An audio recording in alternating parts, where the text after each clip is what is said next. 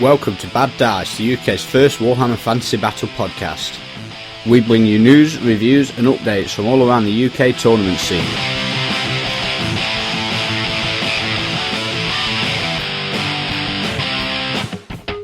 Your hosts are Ben Curry and Ben Johnson.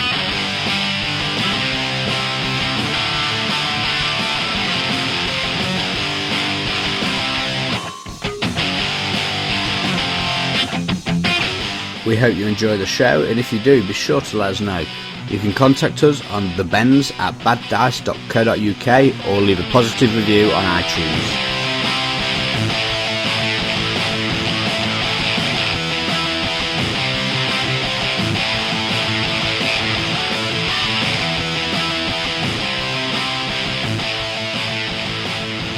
Hello and welcome to episode 51 of the Bad Dice podcast, and today is Snow Day. Yay, Snow Day! Yeah, it's snowing all the way across the UK. Some of the more northern folk are going to be even worse than us, but we're snowed in. No work today, so... Well, not so much snowed in, but just, again, the country just grinds to a halt. Bit of white and, oh no, stop. Yeah, a tiny bit of snow and the whole world goes mad. So we've got the day off. We're recording during the day, and we're going to talk all about the Unseen Lurker GT from the weekend, aren't we? Yes, we are. We've also got a bit of feedback from last episode to talk about. Loads of people sent us emails in about stripping plastic models. Yeah, they did, didn't they? With some quite ingenious things, actually. Yeah, so we'll talk about them in a bit. We've got some... as well, you've got to speak up, remember? Yeah, I've got to speak up. We had a problem with the last recording, and you love this, didn't you? Yeah, it's not only me who's quiet and no one can hear, but now it's you. It's great. From what I could see, the mid-range on the graphic equalizer was down, and it messed me up. Halfway through, I turned it up. I remember during the show doing it, thinking, why is that down? Turned it up, and obviously the first half of the show is really quiet. So hopefully this episode should be a lot better. We've also got some goodies to talk about, haven't we? We have. Been sent some stuff from Back to Basics. Yes. We've got a big box of goodness from the Black Library as well. So we'll have a chat about them I'm not later allowed in the show. No. We've got a rule. Anything that gets sent to me, I keep. And anything that Ben swags for himself, he can keep. So far, Ben's got us nothing. I'll just steal it. It's fine. Okay, so before we got into that, we're going to talk about our sponsors. And I want to start with Rankings HQ, actually, this time. Okay. Because have you seen the video that is up for the preview for Rankings HQ TV? Yes. What do you think? My idea. Your idea. I think it's brilliant. Yeah. Absolutely brilliant. Andrew is coming up to the Maelstrom Games event in a couple of weeks. The first episode will be released shortly after then. And so there's going to be footage from the Australian Masters, the Tainlawn campaign weekend for War Machine Horns. How long are these episodes going to be? Do we know? I think about 30 minutes each, and they're going to be starting out one a month. Oh, and so, yeah, I'm really looking forward. So he's not going to do ones on individual events then? It's going to be like this has happened this month sort of thing? Yeah, and it's not going to be on one game system neither, so it's going to be a bit of everything. Okay. I'm looking forward to seeing how it pans out. Yeah. So check that out. That's rankingshq.com. You can see it. Well, just go on the homepage. It's all up there. All the preview clip for the new upcoming Rankings HQ TVs on there. Yeah. So that's all good. Okay, so our other sponsors, like we said, Back to Basics, has sent us a big box of goodies, haven't they? Box of movement trays, resin bases. And basically just nothing in particular, just to have a play. We've got some of the Lord of the Rings or 40k to Warhammer conversion trays. Yeah. And all sorts. We've got a 20-man skirmish tray as well, haven't we? Yeah. And we've had a good look at them. And what do you think? I like them. They smell a bit funky. Yeah, because they've been cut with a laser cutter, so they all smell of burnt wood, which is... they're MDF. It's not unpleasant, is it? You like the smell of burnt wood? Yeah, a little bit. You're weird. They are nice. I mean, you buy the ones that they sent us. You need nothing other than men, because you get the tray, the sides, the magnets, the magnetic sheeting, and you even get the MDF bases pre-cut. Yeah, they're like either singles or 5 men, and they've also got obviously a hole for a slaughter base and then a hole for the magnet. Yeah. So you don't need anything else. You just need a dude sticking it. We have priced them up, haven't we? Nah. Yeah. We've just gone off went on the Games Workshop website, a pack of 4 textured movement trays. These are the 20 by 4. Is that right? Or is it the 25 by 25 for them ones? They're 20 mil men, 5 wide, 4 deep. Yeah, for £4.50 you get 4 trays. Yep. So 80 magnets. The magnets are 10 pence each, I think, off the Odd Games site. Yep. So that's £8. And then Flexo sheet, which is Flexo magnet. Is A4 sheet. One A4 sheet is £1.50 from Odd Games. Yep. And that comes to £14. Now, if you want to do that using the Games Workshop modular trays instead of the textured ones, that'll put it up to about £15.50. Now, on the Back to Basics site, you get them for just under £4.91 each for a kit to do the same movement tray. So 4 of them would be just under £20. What is 1964. Postage, obviously, it's Australia, so that can be an issue. But it's not so much of an issue if you're buying an army's worth, or if you're going in with your mates. Yeah, go a couple of you going in. Obviously, you get a bit of discount from Odd Games, 15% if you buy the trays from them. Yeah. But if you use Back to Basics, you get 10% off if you're given the Bad Dice product code on the checkout. And also as well, we were saying, weren't we, about the modular movement trays. Obviously, you can cut to any size. Yeah. But if you're struggling for time or you just don't fancy it, can't be arsed. Yeah. And now the other thing is, I've got this in the drawer down. The modular movement tray, like I've got one in my hand.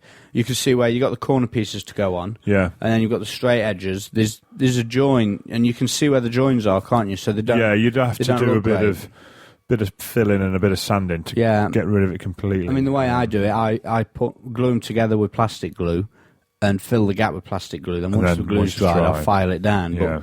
But with the Back to Basics ones, you just glue the corners together and they're mitered, so you shouldn't see the joints. No, you shouldn't do. So, and they're also nice and thin as well. Yeah. I've sort of gone off the wider movement trays.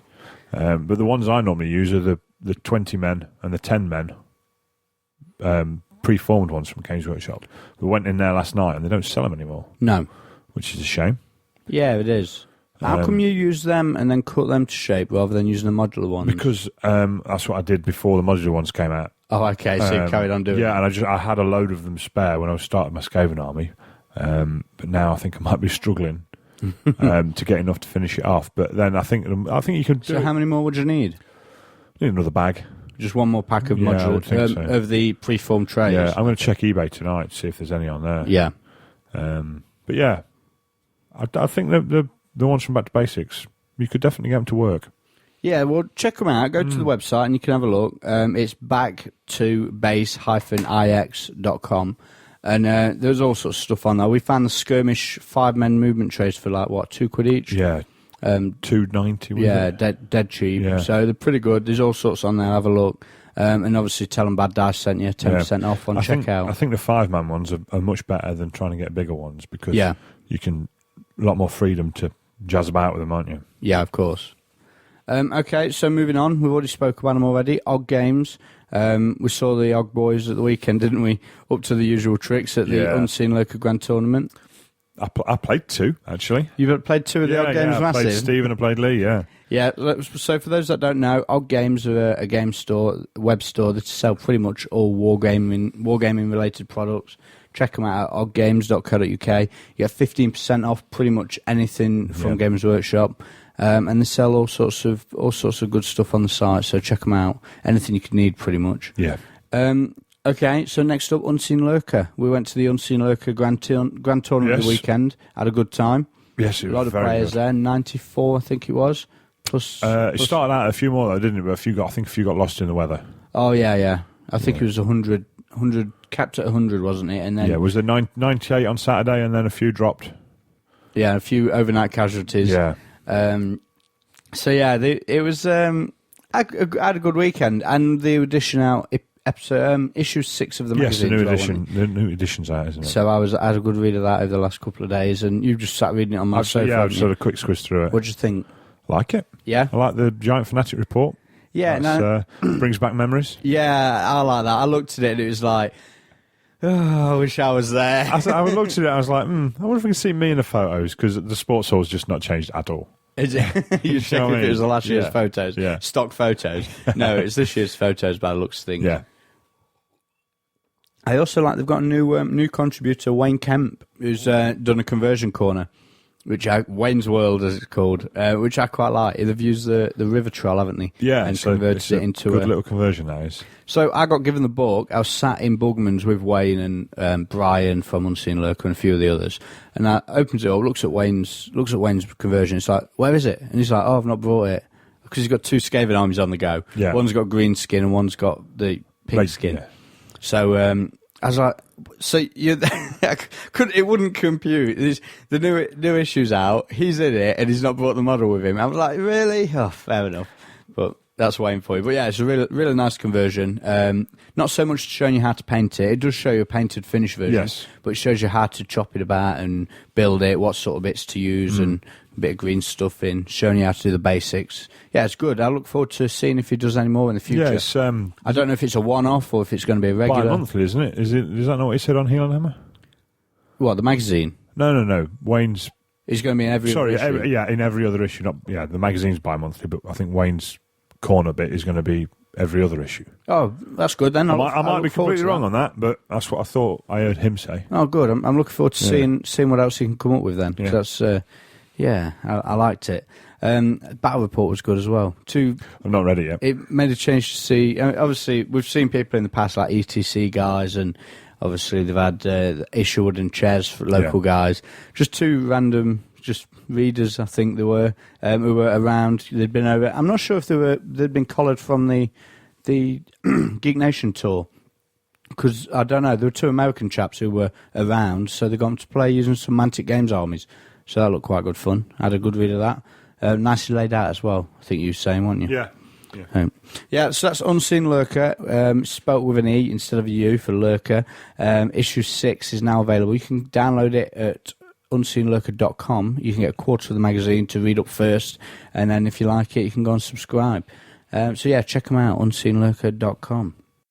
Okay, and last but not least, to round out our sponsors, is Battle Foam. Yes. And we've just been discussing, we want our bags, don't we now? Yes, where's our bags? Where's our bags? So we've ordered them. We both ordered a pair of 720s. I saw Brian. I saw Brian's at the weekend as well. Brian's reviewed it for the Unseen Lurker as well, hasn't he? Go on. Have we made a mistake? Why? Is it not massive? It is massive, yeah. Well, I was thinking that, and what I'm thinking is my new Dark Elf arm is all metal, and I'm wondering if it's going to be too heavy to carry. Yeah, that's true. But the other thing is, I quite like the idea of having it for storage. Yeah. I can fit 700 figures in it and Yeah, stick it in the that's cupboard, true. and it all fits in one bag. That's true. So I'll see how I go with it. If I need to buy a smaller one as well, I might buy a smaller one because it's the same foam, isn't it? Yeah. So the foam will fit in the bigger case, the smaller case. So that's all good. I'm looking forward to it. I can't wait to get it. So anyone who's interested in finding out what we're talking about, you can check out battlefoam.com. They make custom foam to fit any model, any size, any shape. The daft thing is as well, that one that we've ordered, it's not even the biggest one they do. No, they're not. They do one that's so big it needs wheels. Yes. Okay, so that's Battle Foam. Check them out, battlefoam.com. And they've got a lot of videos on the website which are worth a look as well. Yes, they are. Check them out because they are quite funny. Okay, so that's our sponsors. So what are we going to talk about now then, Ben? Fortnite in Fantasy, do you think? Yeah, why not? So what have you been up to? Other than the Lurker GT, which I think we'll talk about later, a couple of games, a little bit of painting, nothing too strenuous. No? No. Fair enough. That's it's cold weather. You've gone into hibernation. Yeah, cold weather and just a few other things that I've had to sort of get sorted. Okay, so what games have you been playing? I played you. Yes. That was fun. Gosh, yes. I thought I'd made you rage quit. There was a bit of a comment. No, I'm not Australian. No, you're not. But there was a comment at the end of the game was, what do you think to my army, Ben? And you just said, are you not bored of it? And it's the only time you've ever really said. Yeah. I mean, it was just... It's the army Are you not I bored of use similar. We both did, didn't we? Around the same time, we used a very similar army. And while it was fun and it was quite challenging, especially when you were playing the other top nails armies out of 7th edition, it was good. But are you not bored of it?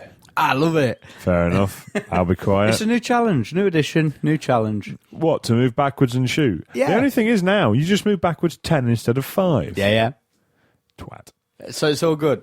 So yeah, that was a bit rough. So you were using your Orcs, yeah? Yeah. And we was playing 2,000 points in preparation for the weekend, weren't we? Yeah, it was 2K, wasn't it? Yeah, and, yeah. Michael Beeks came down the same night, didn't Yep. he? I had a game against Michael first.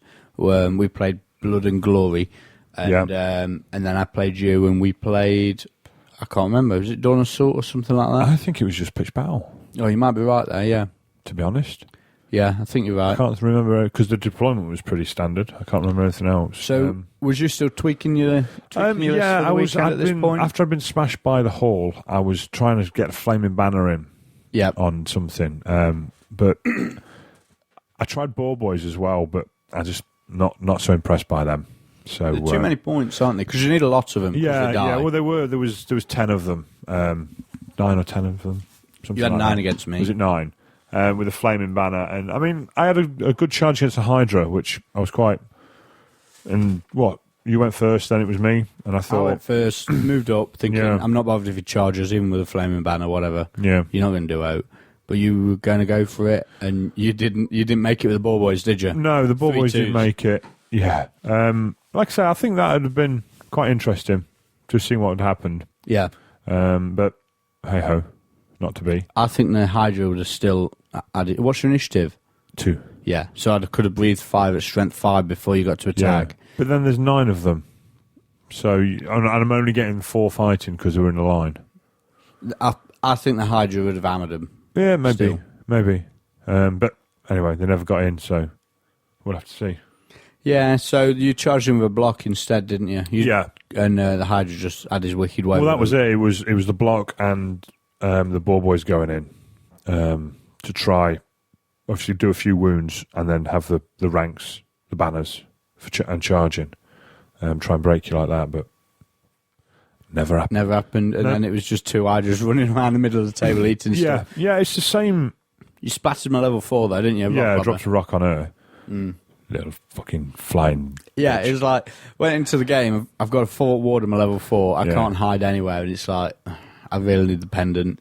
At the time, the pendant was on the BSB, Yeah, so after that game, I made some changes for the weekend. We'll talk about it in a bit when I do the tournament report. But, yeah. you just like, bomb the level 4, bomb the level 4. I'm like, this is rubbish. Sooner or later, you're taking one to the And face. it was sooner, it was Yeah. like, I think it was a 3rd shot, so it was the Rotlobber went, the Doomdammer went, Second shot. and then the second Yeah. shot with the Rotlobber, Yeah. the 3rd War Machine volley, and she was down.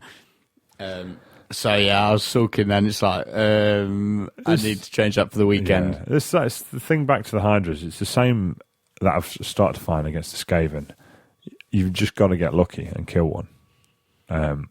Otherwise, you just so struggle to deal with them. Yeah. Just with boys. Even Black Hawks, to a certain extent. You just can't shift them. No, they are tough, aren't they? Yeah. Would the Flaming Banner not be better on the Blackhawks? Well, I've discussed it, after the game I've just had against Mr. Hall as well in the tournament. We were talking about that, and it would, but then I think you lose a lot against other things because you don't have the Banner of Butchery on them. Yeah. Do you know what I mean? The Banner of Butchery on them is brutal. Yeah, I can imagine. Especially with them all getting to fight. You know what I mean? No Yeah. one can come in and clear you from It's rank off. 21 attacks if you're just 5 wide. With extra hand weapons. Yeah, a weapon skill 4 and strength 5, which is brutal. Yeah, of course. Do you know what I mean? There's not a lot, apart from Chaos Warriors, that are kicking that sort of damage out. Yeah. And you lose that. And obviously you start adding more models to the front rank and it just gets worse. Yeah, absolutely. I mean, I've been using them 6 and 7 wide. Yeah, I was going to say you want to be running them like 8 wide or something. Yeah. And there you go. Well, 8 wide's not so hot because you don't get that many hordes knocking about. No, you might be right. And if you do, they can be on 20mm bases, so you know what I mean, they're small anyway. So sevens wide, 6s and 7s has been pretty good. But yeah, I think you lose too much with them. I think you just got to accept the fact that you can't deal with the Abominations and the Hydras. Yeah, you might be right. Do you know what I mean? Or you've got to just get a bit lucky and and just move on. Take your whipping. Take your whipping and get on with it. Yeah. Okay, so So you played me, you've played Adam. Any more practice games? I played Chris Taylor the next day, but I used the Empire in that against his High Elves. I think the High Elves list he took to the weekend as well. Yeah, he was flying at the weekend as well. Yeah, well, it's a pretty hot list, actually. Cast Flame Cage on his White Lions. Yep. Turn 1, thinking he's not going to fancy moving them. I'd done something to him, so I knew they didn't have the World Dragon banner. Yeah. I think I might have just chucked a fireball at them. I think he let that go. So it's like, right, no World Dragon. Didn't do anything. So he did no wounds? No, did no wounds. I know what's coming, you see. And then Flame Caged them, thinking, right, that's sad. He's not going to want to move them. Chris's turn, right. And then also the level 4 dropped a Comet right behind them. So it's like, right, he's not going to want to move, or he's going to get Flame Caged. And if he does get Flame Caged and I roll well on the Comet, he's getting both. Do you know what I mean? This bonus here. Then he moves them, and I'm like, right, okay, strength 4 now, everyone. Does a load of wounds. He's like, right, Lawmaster's Cloak, tilt ward save from magic. It's like, oh, cock. Which I think's great because he's running life, so it means he can still buff them. Yeah. Because if he's got the World Dragon, he can't. And he just, the damn thing just kept wandering along going, dwellers, dwellers, dwellers, dwellers, and just took out my war machines. Yeah. 2 volley guns and 2 cannons. Just taking off your 2 volley guns. Yeah, 2 volley guns. Yeah, a little bit. Yeah. So that in the end was a draw. A bit of handbags, really. Yeah. Because all my stuff was on my right, all his stuff was on his left, and I just took out his... Your left. That's the one. Otherwise, they'd be dead opposite. Yeah. Took out his shooting. The cannons had a fail against the bolt throwers. Hit them 4 times, rolled 4 ones, which was nice. Yeah, that is a bit rough. Chris was pissing himself at that. I can imagine. And then the level 4 just wandered along the line going, yeah, cannon, drop it in a hole. Volley gun, drop it in a hole. Other cannon, yeah, you can go in a hole as well. Oh, stop it. Don't like it. Yeah, Make so it stop. that was a draw in the end. Okay. Well, the other practice game I've had for the tournament was I'd set it on my list by then. Funnily enough, took me a while because it literally was the Friday night when I wrote my list, and we went for. Mine was Saturday morning. Was it really? Yeah. And I played Al Thompson. Now, anyone who listens to Heel and Hammer, Warhammer Legend, heard of Warhammer Legend Al Thompson, and he'd come down with his vampires, or Dan's vampires as it was, and he had I think it was a Vampire Lord, a White King BSB with I'm not sure if he had the Drakenhof banner or not. Yeah, no, he didn't have the Drakenhof banner. He had some other toys, Sword of Kings and Gem of Blood, I think it was on him. And then he had Necromancer, so only 3 characters, then 2 big blocks of ghouls, a big block of Graveguard, like 35 of them or something. And what else was this? Small Wraith unit. And I think that's about it. A small skeleton block as well. And we rolled up scenario, played Dawn Assault. And my list was about finalised by then, so I went with the level 4 on a steed. My practice games had been on a Pegasus, and she got dropped down to a horse. Why? Well, I'll get to that in a second. With the pendant and the sacrificial dagger and life taker. The reason being is the idea of the army was same as normal, full on avoidance, shooting and staying out of the way. So I don't really need to move her that far. If she's staying at the back anyway, she can only move 10 on a Pegasus and still fire. 1 inch difference is not much. So drop her to the steed, save something like 32 points. Okay. Level 1 with the metal magic, with the pearls and the dispel scroll. Now the pearls are because she sits in a unit with the level 4, making her immune to psych, and they sit at the back of the board cuddling. Probably in a unit in a line, so I don't get templated. Don't template myself. Then I went for a master on a Pegasus with the battle standard. Now this guy normally runs the dragon helm and the pendant. But obviously I put the pendant on the level 4 because the 4 war just isn't enough against war machines. Yeah. So he went for the Cloak of Haggrief and the Dawnstone. And the Cloak of Haggrief basically halves the strength of any shooting attack. So I've got a 1-up save against shooting. The strength of it's halved as well. So a cannonball is only strength 5, so that's a 3-up save against a cannonball. And then the Dawnstone lets me re-roll that. And obviously, because I'm on the Pegasus, I've got 3 wounds as well. So he's quite tasty. Then I had 19 Dark Elf Warriors with standard and musician for 123 points. That's a thing of beauty. 10 Dark Elf Warriors with a musician for 63 points. It's been probably one of the best units in the army. That's been one of my favourite units they have. 3 units of crossbowmen with musicians, 105 each. 3 units of shades, 2 of them have extra hand weapons and 1 with nothing. 2 hydras and 3 units of harpies. And obviously the points for the harpies I managed to squeeze in by dropping the level 2 down to a level 1, dropping the level 4 onto a steed instead of Pegasus. You've not got a lot in the way of banners, have you? No, well, because it's 2,000 points, I could go for my fortitude is my breaking point's 2. Yeah. So if I'm reduced just to my general, or my general blows herself up in the Blood and Glory mission, I've lost the game. However, I thought I'd take that risk because it's better than the other units giving away another 25 points each and being what, another 10 points each for the standards on the crossbows. The other reason was because I haven't got the standard models painted for the crossbowmen, so I didn't want to have to just bodge a standard onto the unit. I thought, you know what, stuff it, we'll go with that. Now, to be fair, I never lost the Warriors all weekend. I never lost the level 4 or the BSB all weekend. Oh no, sorry, I did. I lost the level 4 in one game when she got dwellered. But the rest were fine. They just, you know what I mean, they were all right. So that was the list. Yeah, so against Al, we rolled up the scenario. It was Blood and Glory. And I goes, right, I'll put mine down. I had to put mine down first. All my characters in the Spearman block roll for that first, and it ended up wherever. Can't remember now. And then the rest of the army just went around it as best it could. When Al came to put his down, he went Graveguard, ghouls, wraiths, skeletons with all my characters in. Oh, bum. And skeletons ended up on one flank while the rest of his army was on the other flank. And I says to him at the end of the game, I says, you got to put your most important thing down first. Whatever's your most important unit, put that first, and then you should be able to go all right and deploy with it. You see, you say that. Yeah, you do that's say not that. how it works. Normally, there's something you can do to sort of mitigate anything bad. Normally, but we'll get to that because you had a bad experience. I had the worst experience with that. So my game against Al was quite close. Tit for tat here and there. I'd managed to nuke his wraiths. But the magic's just horrendous. And he was casting Wind of Undeath and bringing Spirit Hosts up. And because I've got no magic missiles, I've got no magic weapons. I've only got my magic missiles or my life taker. I just couldn't kill the Spirit Host quick enough. No. He charged a Hydra. I managed to get my BSB into the flank, and that popped the Spirit Host. That was good.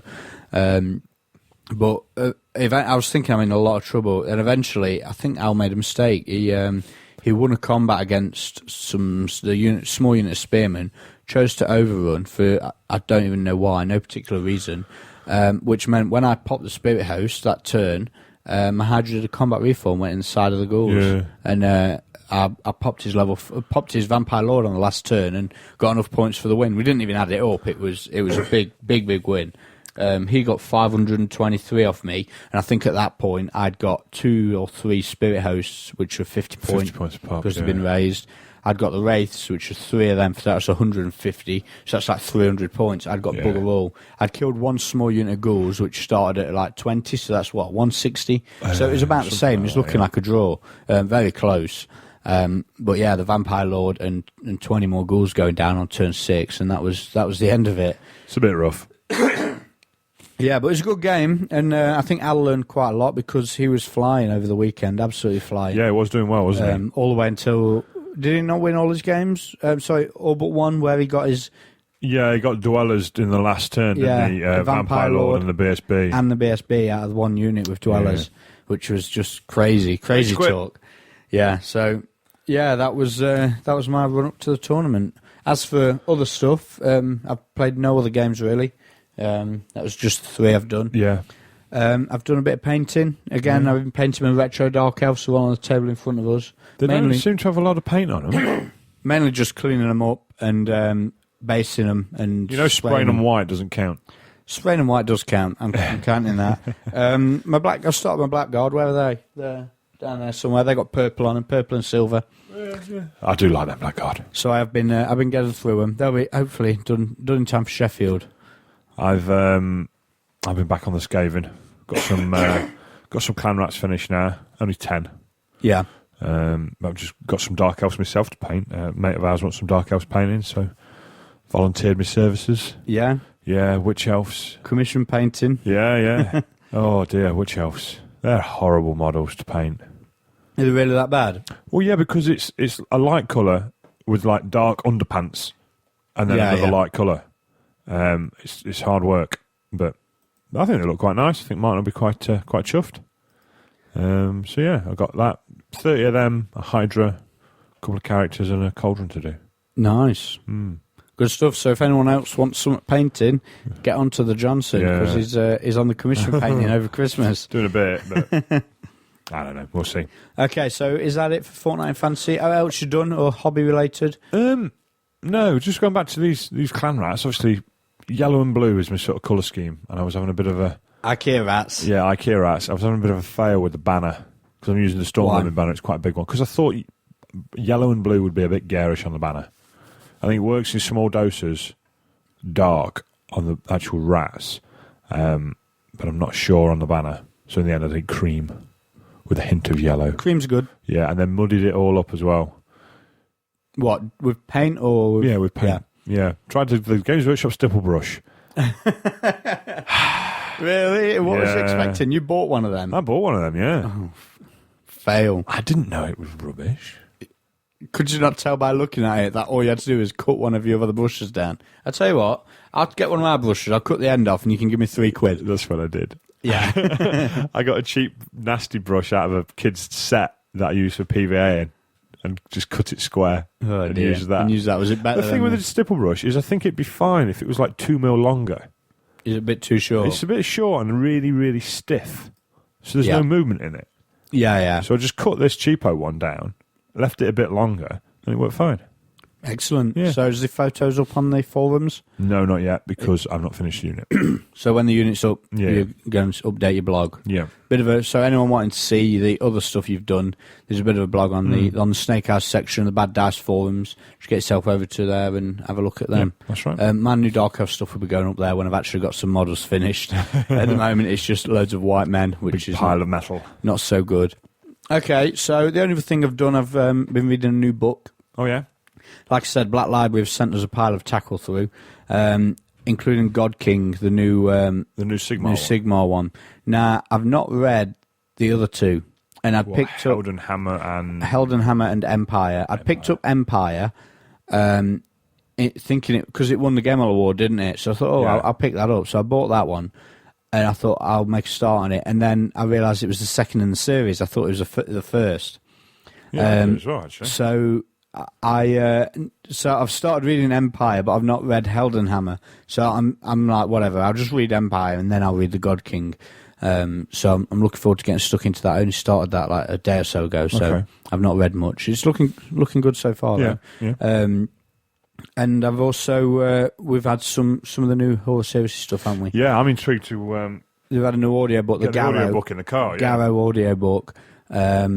And then we've got, Prospero Burns. I'm really looking forward to that one. There's been a lot of hype about that. So yeah, we'll get some of them read and then we'll give them a review on the show. Yeah. Okay, so we'll go for a short break. When we come back, we're going to do our Unseen Lurker Grand Tournament coverage. Back to Basics and our proud sponsors of the Bad Dice Podcast. Based in Adelaide, Australia, they serve both the national and international gaming communities with quality resin products. If you visit www.backtobase-ix.com, you can view all their fantastic products, which includes resin bases, terrain, modular gaming tables, and even a wide variety of movement trays to suit all shapes and sizes for your 8th edition armies. The Back to Basics movement trays come in pretty much any size you could possibly need. If you find something that you want and it's not on their website, they'll even make it for you. The Back to Basics resin bases come in all different themes to suit any fantasy army. Designs include brick, cobblestone, desert, dirt, dungeon stone and forest, amongst many more. So if you like what you hear and fancy picking up some of the Back to Basics range, visit www.backtobase-ix.com. When you go to the checkout, insert the code BADDICE and you'll receive a 10% discount. That's www.backtobase-ix.com.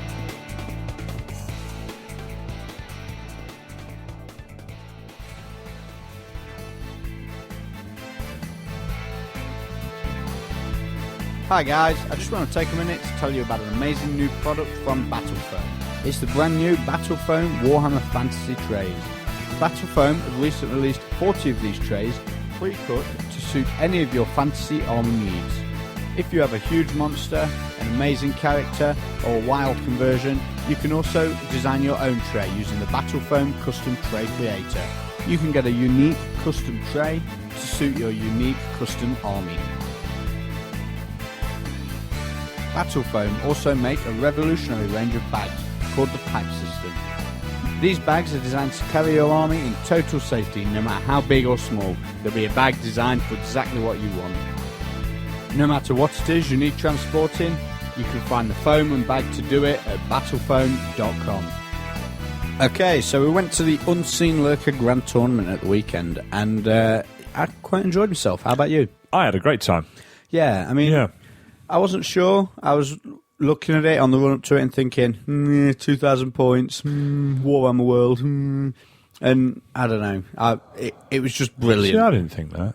Did you not? No, I thought 2,000 points, because trying to write an army list to get it in was just doing me nutting. But I never thought, Warhammer World. I love that place, it's brilliant. See, one of the things for me with going to tournaments is going away and going to other places, and we're there all the time, so we lose some of the pizzazz of possibly. the whole. But no, it was brilliant. Yeah. And while I was there and was playing, it was just, it is an amazing venue for that sort of tournament. Well, we were saying in the car, weren't we? It's the best. Yeah, Do you know what I mean? Maelstrom gets up there. Yeah, and probably might be even arguably better once it's finished. But currently, yeah, it is just awesome. There's nothing that can touch it at the moment. No. I don't think. So yeah, Unseen Lurker, run us down what it was and who runs it and all that sort of jazz. Well, it's Bobo, Ches, Brian, Dave, and Co. Yep. They've put a couple on now. Have they done 2 or 3 now? I think they did Tempest. This is the third one, isn't it? Yeah, because did they do a... Yeah, they did one. They've done 2 at Stockport, I think. They've done 2 at Stockport, and then they've done this one at Warhammer World, yeah, and there's another one Valentine's Day weekend. Yeah, Valentine's weekend. Yeah. In Stockport again. Yeah, and it's basically they're trying to do lots of different events to suit lots of different sort of tastes. rules packs and tastes and things like that, just to see what people fancy and take it from there. So this one was no comp, GT styly. No Power Scroll, no special characters. Mm-hmm. And 2,000 points. Yeah. 6 games, one of each scenario in a random order. Yeah. Although I did like the fact that they did Dawn Assault on the Sunday morning because it was getting up early on the Sunday after your big piss up on the Saturday night. The little things. And it was. I liked it. I liked it a lot. Yes. I had a lot of fun. I did too. Now, so what did you think writing your army list for the event? What was you expecting? Can I have another 200 points, please? Is that okay? Was it that bad? I just struggled to get in, what I wanted and what I felt happy with, really. Yeah. Which I sort of thought, well, everyone's going to have this problem. Yeah. So, not the end of the world. I sort of thought the same, and I thought, well, I can't really take a big combat army, I'll just filth it up. I did also think, after the event, having seen some of the armies there, good God, if that had another 400 points. Yes. So maybe it was a little comp in itself. Yeah, I think it was. Keeping the points down does do a lot. Yeah. Some of the armies that have just been, I'll have 400 points more of War Machines. I'll have 400 points more of Magic. Yeah. Yeah. One army in particular caught my eye was Adam Turner's hobby wrecking vampire list of 40 Graveguard, 60 ghouls and 30 ghouls and a corpse cart and then some characters. And it's like at 400 points more, it's another, 35 Graveguard? You see, going back to what we said earlier, is that not just boring? Well, it's up to him. He obviously works. Absolutely. It's no comp event. Doesn't matter if it's boring. I'm not trying to knock the guy at all, but you've still got to sit behind it for 2 days. Yes. But everyone else is bringing something equally as hard. No, I'm not. I'm not talking about the power level of it at all. Not got no qualms with that. I'm just thinking, not enough to do. Yeah. I would love it. I would be cackling manically. Because if you think, right, There's something wrong with you. if you raise that many men, you'll be spending all the rest of your turn and most of your opponent's turn putting gauze on the backs of your units. So you are doing stuff. Not convinced.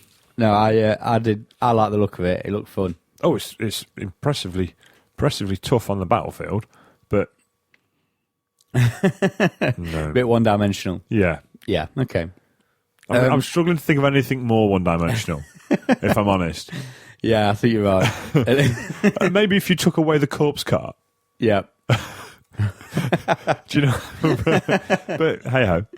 Okay, so do we? What do you want to do? Go straight into who we played and how we got on? Yeah, you can do for me. Okay, so started off Saturday morning, bright and early, with sausage, egg, bacon, cob. Yes. I owe you one of them. Didn't get one in return on the Sunday. That's because they weren't doing them. And my first round opponent was a demon player, and so I rocked up at the table, and it's like, oh, what's that? Is it a Keeper's Secrets? No. Is it Bloodthirster? No. It's a Demon Prince. I was like, wow, a Demon Prince. You came up to me and Dan, who were chatting away, minding our own business. Guys, what does a Demon Prince do? Yeah, that's a... What can they have? What can they do? I'm like, I really don't know. So I says to the dude, his name was Patrick Telford. He says, "Can I borrow your demon book to see what the Demon Prince does?" He says, "Oh well, it doesn't really do much. It's not marked although it doesn't do a lot." And I'm like looking at it, it's like there must be a trick. And it's apparently there wasn't. But it was running a Tzeentch Herald with Beast Magic as well, which we've combined with the Beast Magic can make it quite tasty. They can turn it back into a demon. Yes. And I did discover that Flamers with the wild form cast on them are just horrendous in combat. Can you imagine? Strength 6, toughness 5, flaming attacks. Trying not to. Yeah, they are a bit good. So Patrick's army was a Demon Prince, 5 Seekers with a Slaanesh Herald BSB, 5 Fleshhounds, 17 Bloodletters, 19 Horrors, 2 times 3 Flamers, and 2 single Fiends. And we played... What was the scenario in the first one? Do you remember? Diagonal Deployment. Diagonal Deployment. So, see, I write things down. Yeah. So I don't have to remember. I didn't write that one down. You idiot. Me, idiot. So he deployed his horror block quite front and centrally, so I put my 2 Hydras opposite it. Thought I'd just run over there, breathe fire on them. And then I got a Demon Prince and a Flamer unit in the flank of one. Wild formed up the Flamers, and they went straight through that and into the next. And I'm like, crap, I could lose both my Hydras here, and I've got no points left. No points yet. As it was, my BSB charged in, saved the day, and killed the Demon Prince outright. Yeah. What? Ben's shaking his head and screwed up his face at this time. That can't be right. So I charged him with 3 attacks with my lance and did 3 hits, 3 wounds, no ward saves. And the 2 attacks from a Strength 5 Pegasus also did the same and managed to take him down. And then the Hydra just munched the Flamers, and that was pretty much it for Patrick after that because the Hydras were free to get into the horror block. And yeah, it was pretty bad. He didn't have a lot left at the end. I think he had his Khorne Herald left. I think that was about it. Might have had some more bits. I'm just looking at the points now to see what I can remember. Yeah, it was pretty brutal in the end of it. Once the horrors were down and the Flamers had gone, it was just a case of repeat a crossbowing the bloodletters to death, and they don't tend to last long after that. No, not at all. So it was my game 1, big win. So I was quite chuffed with that. I played Steve Herschel, I believe his name is. Yeah. It's the only Steve H I can see on the Okay. results form. So I think that's him. Played him before, played him at Cardiff with Dwarfs. Diagonal Deployment, I chucks my sort of army down as best I can. And then thinking, well, I can't set right far forward because if he does the same, I'm in trouble. Because I can't fight him until I've worked with him down a bit. Because he's got a big unit of 40 Great Weapon Warriors, 40 Hammerers, 20 Crossbowmen, War Machines, Anvil. So sets up back a bit. Steve puts everything on the board edge, miles away. Oh, right, Anvil okay. in the far corner. And it's like, okay, it's going to be one of them then, is it, Steve? It's like, yeah, sorry. That's fine. We'll go to the bar. So give him a bit of crap to kill. Shoots the giant. Shoots a few other bits and bobs. So he's up by a good 300-400 points. move the hammers along slightly to get rid of some stuff. And then we fight a big combat with boys, Blackhawks, Blackhawks, Night Goblins, Chariot, Giant, all charging into the anvil. Hammerers. And I'm thinking, well, if I get lucky, I'll break them. Or I'll kill them all. But I'm going to lose the Chariot, the Giant, along the way. Because I thought I'll be stubborn for a long time. Should be fine. Which is basically what happened until the last turn of the game, where I got lucky, killed, about 8 hammerers in one turn? Wow. Yeah, wow. And then in Steve's last turn, he's like, I'm going to lose this. I'm like, well, no, not really, because I shouldn't. We had 1 hammerer left fighting Night Goblins, so I had 6 attacks from Night Goblins. And he was still up at this point. And it's like, well, no, you shouldn't. Because he's not used his anvil at all. He's like, I don't want to use it. I'll blow it up. I'm winning. I'm not going to use it. I'm like, no, don't blame you. I wouldn't use it either. I'm going to use my anvil. Don't do it, Steve. Is that what you said to him? Don't do it. Don't do it, man. Look. Can we all see what's happening? You're on this. You're up, mate. You're up. I've got your BSB. That's all I got at the time. And he got this 1 hammer left. He's like, I'm going to use it. 1. Oh, no. Rolls the dice. Cocked on a 1. Oh, I've got to re-roll that. Yeah, absolutely. You re-roll that. 1. Twat. I took a photo of him and twittered it, and I think it was something like biggest idiot in the room. Yes. I'm winning, and I'll blow my anvil up in the last turn. Blows his anvil up, so it's like, okay, that's good. I think I'm winning now. And then in the combat phase, the 6 Night Goblins jabbed killed the 1 last hammer to death. and you won by quite a bit. And I won by about 800. Oh dear, poor Steve. Yeah. He was just laughing. He was going, I can't believe I've done it. I was winning. I played next to him in the last game as well, and he's blown his anvil up 3 times in that tournament. Oh dear, not good. This is why he was not doing very well. That's rough, though. That is, isn't it? But, oh well. So after a good win in the first game, second game? No. Lunch. Then we went for some food. Yeah. And for all the criticism it gets, the food this weekend was really, really good at Warren World. Yeah, it was. They seem to have done away with the people sort of serving you. You get like your meat or your burger or whatever served to you, and then you can have chips, mash, veg. Like a carvery, isn't it? Basically like a carvery, yeah.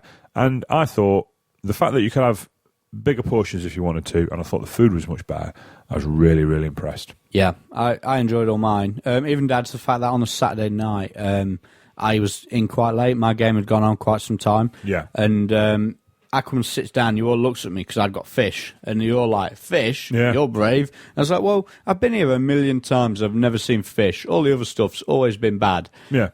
I'll go for the fish. And it was really good. Yeah. And yeah, it was good. Saturday lunch was good. Sunday lunch was good. And the fish on the Sunday night was good as well. So I wasn't going to stop for food because I was going... I wasn't stopping Saturday night, was I? I was going to a party. Oh, yeah. Cousins got engaged or whatever, something like that. So there's food there. And I thought, well, I'll not bother because I'm having food out. But having had it on Saturday lunchtime, I thought, sod it, I'll have some more. Yeah. Yeah, it was really good. I was really impressed. It took them a while to figure that out, but yeah. No, Yeah. it has, hasn't it? It's only been bad for 10 years. Yeah, bad for a decade, but we're sorted now. Fair play to them. I was really, really impressed by that. Good stuff. So that was your highlight of the tournament, was it? Yeah, pretty much. Stuffing Andy Yorkshire pudding. Oh, yeah. Oh, I nearly had a little wee on Sunday lunchtime. Stuffing and the Yorkshire pudding. Yep, you're so happy. I was I've never so seen happy, anyone yeah. so happy. It was like great. Christmas was here. It was brilliant. It's the only thing I've ever seen you really enthusiastic about. It was great. Okay, so back to the game. Okay, so game 2 was Battle for the Pass, and I played Demons Justin Evie. So okay, so first you go up and you see the draw. Mm-hmm. You see Demons of Chaos. What do you think? Obviously, in 7th edition, Demons of Chaos. Oh no! What's your opinion going into this now? If it's not the Brian Carmichael, I'll have just the 2 units then, please, sir. I'm not too bad. Or if it's the 12 Flamers, I'm not too bad. So, yeah, I was a bit screwed. No, it wasn't that bad. He had a big unit of horrors, I think 40 or 35, 20 Bloodletters, and then 15 Plague Bearers and 12 Flamers. Yep. So I thought, that's a bit rough. But it was Battle for the Pass. I thought I can sit back for a while and because his shell him. and shell him, yeah. Because his general was Mount Juggernaut. In a bloodletter In a unit? bloodletter unit. So you thought you should be able I to thought, smash yeah, him? just bomb him. Did you? I did one wound. Oh, I right. was disappointed. Missed everything. Shot it for 6 turns with both. Oh, right. I did one wound. One wound with the That's a bit Doom Diver, yeah. So, yeah, that was a bit of a shame. But, yeah, it was just one of them, really, quite standoffy. Just didn't seem to want to come forward. I went into plague bearers with my army, essentially. Yeah. Well, we had 6 Fleshhounds as well, but they got Night Goblin. Night Goblin. They tend to do that a lot, they don't do, they? yeah, Night Goblin. Especially in this edition, even more than the last. Yeah, got him in the flank as well with a War. Oh, right. Yeah. that really ruined him. It basically came down to his BSB's unit with the plague bearers fighting them. They just kept regenning everything, and then I think in the turn 6, so the second to last combat phase, I killed like 6 of them because his regens just stopped working for him. He was on fire with them, and that just gave me enough to be able to pop them in the last turn. So it was the BSB and that unit, which got me a win by 193 points. Yeah, and only needing 100 for a win. Yeah, Tight. It was proper tight. I mean, his regens on that unit for like the 4 or 5 combat phases were fantastic. Yeah. But then they just completely let him down in one and just didn't save anything. So yeah, it was pretty straightforward, really. It was, with it being so far away, you spent 3 turns just getting there. Yeah. Then a bit of fighting and the game's over. So yeah. Well, my game 2, Battle for the Pass, was against Andy Isherwood. And yeah, I was a bit concerned because it was Warriors of Chaos, but I thought it's fine. I've got my Metal Wizard, that's why I put him in the list. Hang on, was this not using demons? No, Warriors. He had a Hell Cannon. Hang on. He carted in that really nicely painted Lord of Change.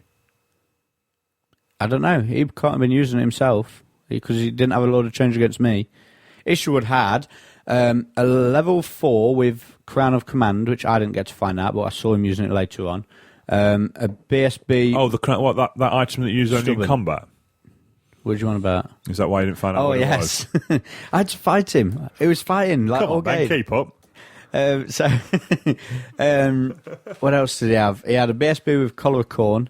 He had 2 units of 40 Corn Marauders, like 16 or something warriors, Zinch warriors, War Shrine, which are horrible against Dark Elves because they just don't die, and a Hell Cannon, which was horrible against me because it just wouldn't die no matter how much fireballs and shooting I put into it. So I think I got the first turn, moved my wizard in a unit into a building to get Searing Doom in range of the War Shrine to try and melt it, and I blew my wizard up casting Power Darkness, so I didn't even get my Searing Doom off. What, in the first turn? Yeah, first turn, before we should moved. Does he have to take strength 4 hits as well? What for? For not using his Power Darkness dice? That wizard would have done if it wasn't dead, yes. So, yeah, Power Darkness, I didn't even get it wouldn't have been so right. If I'd have chucked all my dice... That's a bit rough, isn't it, then? Yeah. If you miscasted Power Darkness. Yeah. I chucked all my dice to try and... I chucked 2 dice to get Power Darkness off. If I'd have chucked like all my dice at Searing Doom and then blown her up anyway, I wouldn't have been that fussed because I got a 2d6 Searing Doom at the War Shrine, and it might not have killed it, but it had put a big hole in it. Has it only got like a 5 up armor set? No, it's got I think it's a 3 up armor 4 up ward or something like that, or 4 up armor 4 up ward. So it's the best thing I had against it. Okay. And even then, to be honest, I wasn't sure whether I was going to Searing Doom the War Shrine or the Hell Cannon. Because both of them, it's about the same. You know what I mean? The Hell Cannon's got a 4 up armor, but it can put wounds onto the crew. And either way, it didn't matter. Wizard blew up, and I'm like, that was my trump card against Warriors. And then he just swarmed forward. It came down to he charged the War Shrine into the building with a crossbowman unit in, which I was fine with because I know he ends up outside the building at the end of the combat. I broke, failed my stubborn test with a reroll and ran off out the building. That was a bit rubbish. And my Hydra went into the side of the War Shrine. So I'm thinking, I charge in, I do a wound, maybe 2. I've got a flank and a charge. He does nothing back. He's only got 5 strength 4 attacks. I'll overrun into his level 2s out the unit on its own. And even if he flanks me with the Corn Marauders, I'm striking before him because he's got great weapons. So I get to kill 1,000,000 of them and I'll win combat still. And so I didn't breathe on the War Shrine, and it'd have been strength 5 breath onto the Corn Marauders.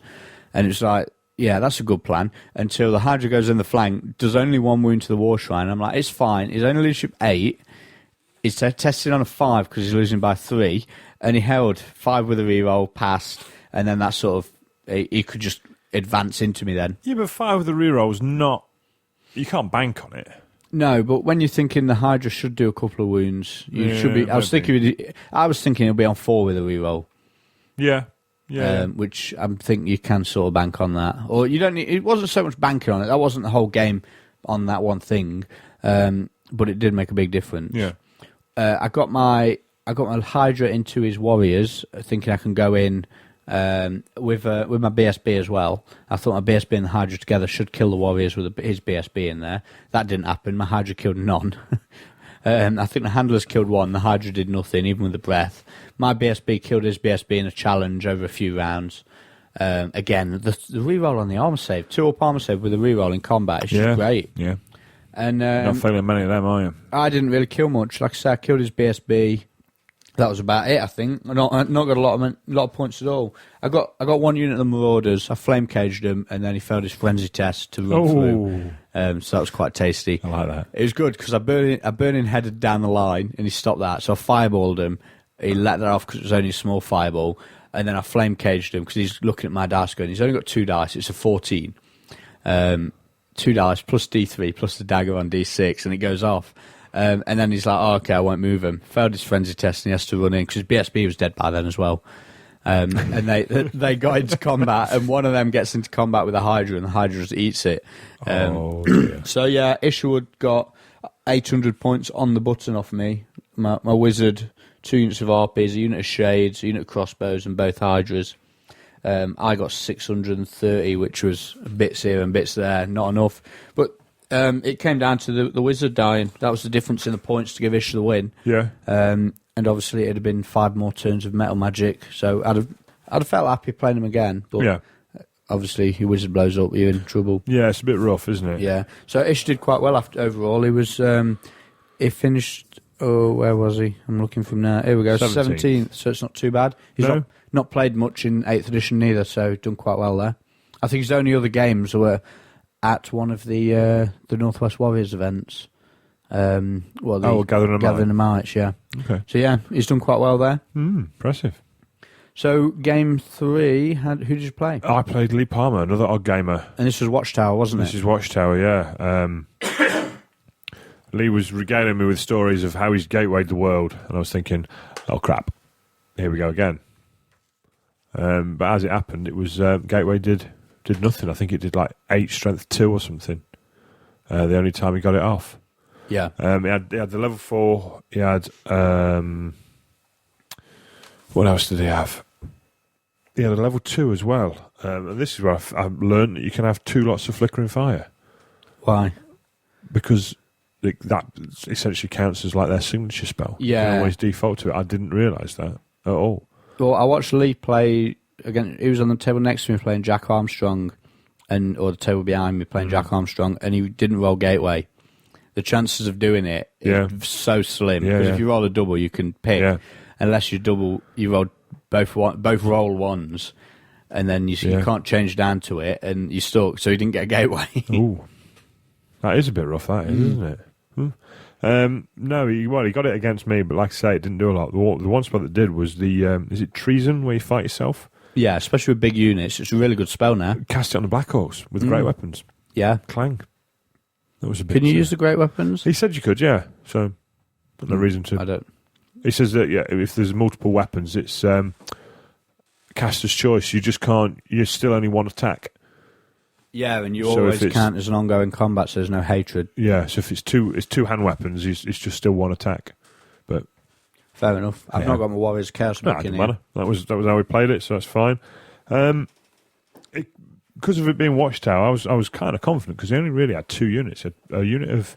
But they're Warriors of Chaos. Well, yeah, but I thought I can bog one down and magic and shoot one to death. Even if it's in the building. Even if it's in the building. And then try and get it. Do you know what I mean? So I was relatively confident. I thought my chaff can, because he had 2 spawns, 2 chariots, and a unit of dogs as chaff. I thought, well, I can deal with that. And then it's just the 2 warrior blocks. So, like I say, bog one down, and then and try and bombard the other one, which is what happened. But then animosity just ruined it for me. The damn things. I got it set up quite nice. You've got 6 warriors left in the building. I think it was my turn 4. He tried to block the building with his BSB, but he left it too far away. He left the gap too wide. So my big boy unit could charge through the gap between the BSB and the building into his warrior block. I mean, I've got 35 boys, so I'd be stubborn for a while. He beat them up in the end, but I thought I only need to hold him for sort of 2 turns. Hold him up. The Black Huts can go on the side of the BSB. I thought we've got a fair chance of getting rid of him. And then I can either combat reform to face the building or the combat with the boys in if they need support. Then I've got the Night Goblin stood by the building. Ready to rock and roll once the nasty Chaos Warriors are out of the way. Yeah. Yeah, so I've got another turn of a couple of magic missiles at them, Stomp and rolled Rotlobber Doomdiver. But the boy unit rolled a 6 to run forward. If they'd run forward 5, it would have been fine because I wouldn't have contacted the BSB. I could have still charged through the gap, but they rolled a 6, went into the BSB, who, as I found out, was called Chuck Norris because he just wouldn't die. It's a bit like my BSB. Yeah. And then the Night Goblins also rolled a 6, so ran into the building to fight some Chaos Warriors. You can imagine how that ended. Provide a nice barrier against the shooting. Yeah, no shooting and no magic at me. Thank you very much. So they all... there's 2 attempts of the building. Stop. Well, the BSB wouldn't die. 1 up armor, 4 at ward wouldn't die, even though I threw a bucket of attacks at it. The Night Goblins got beat up and chucked out the building, and then the Chaos in Lee's turn, the Chaos Warriors that were in the building sidestepped out. The big unit sidestepped in, and the game ended. And they were corn ones as well. And they were corn ones that couldn't even panic. So yeah, well played, Lee. Really, and animosity. Running forward, you little... Oh, dear. Yeah, but it was a really fun game. Really fun game. Yeah. I love that builder scenario. Do you? Yeah. A lot of people moan about, it ends too early and this, that, and the other, but I think it's great. Yeah, I mean... I like the tension of it. Yes. Do you know what I mean? Of like, it's a bit frantic, isn't it? If it can last... Same as Banners as well. If it can Blood last, and Glory. Yeah, Blood and Glory. When I played Scott at Maelstrom with that was the same, because we had so few banners. Everything was really important. Yeah. Do you know what I mean? One panic test on the unit's like, bloody hell, if I fail this, I've only got one other unit. Yeah, and I know the game's what you mean. over. I know Do you know what what I mean? Or if I fail this, and then he's got a cannon shot here, I could lose the game. And it was really tense. Well, it was in my Blood and Glory game. It was I like that. Touch and go. So, yeah, that was me for day 3. I mean, I won on victory points, 500 points up. But me and Lee, nothing, does it? Yeah, me and Lee were talking about it. You know, he used his level 2 as a speed bump. He put his BSB in the way as a speed bump. Do you know what I mean? And it's just such a different way of playing Warhammer. You're just throwing stuff away. Yeah. And like I say, I was And it doesn't matter. relying on the Night Goblins to win me the game. You know Go what I mean? Goblins, and they let you down. Well, yeah, but they were fighting 6 Chaos Warriors. Yeah. You know, I thought if I can get it down to 2 or 3, there's half a chance. But there wasn't, so they didn't, and they died. Bless them. Well, in my game 3, I was sort of not looking forward to this one. Obviously, I'd got the block of 19 warriors to put in the building to start with. And against some armies, I wouldn't even do that. Some armies, I'd put the crossbowmen in because they take a charge, but they can. You've got to be hard pressed to kill 10 men, haven't you? One thing that's just popped in my head actually about the building scenario. Did it come up in yours about magical movement? You can't do it. Yeah. Can't magic move into the building because it says during the movement phase. Yeah. So yeah, there was a bit of discussion about that. I mean, it didn't happen in mine or Lee's games, but no, it was just. Yeah, we had a discussion about that over lunch, and it was that much of a discussion that we went and fetched the rule book.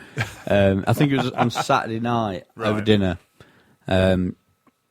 So yeah, my game, I was a bit dreading it, but I was playing Aidan McWalter with his Bretonians, so a bit of a sigh of relief because he's got Bretonians and I should be alright. But it's also the fact that if I move towards the building, he charges me with 30 knights.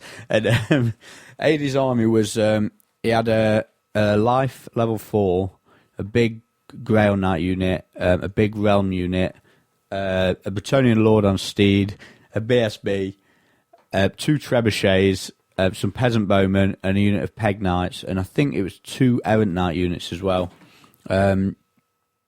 I had loads more deployments than AD, so the deployment went fairly central.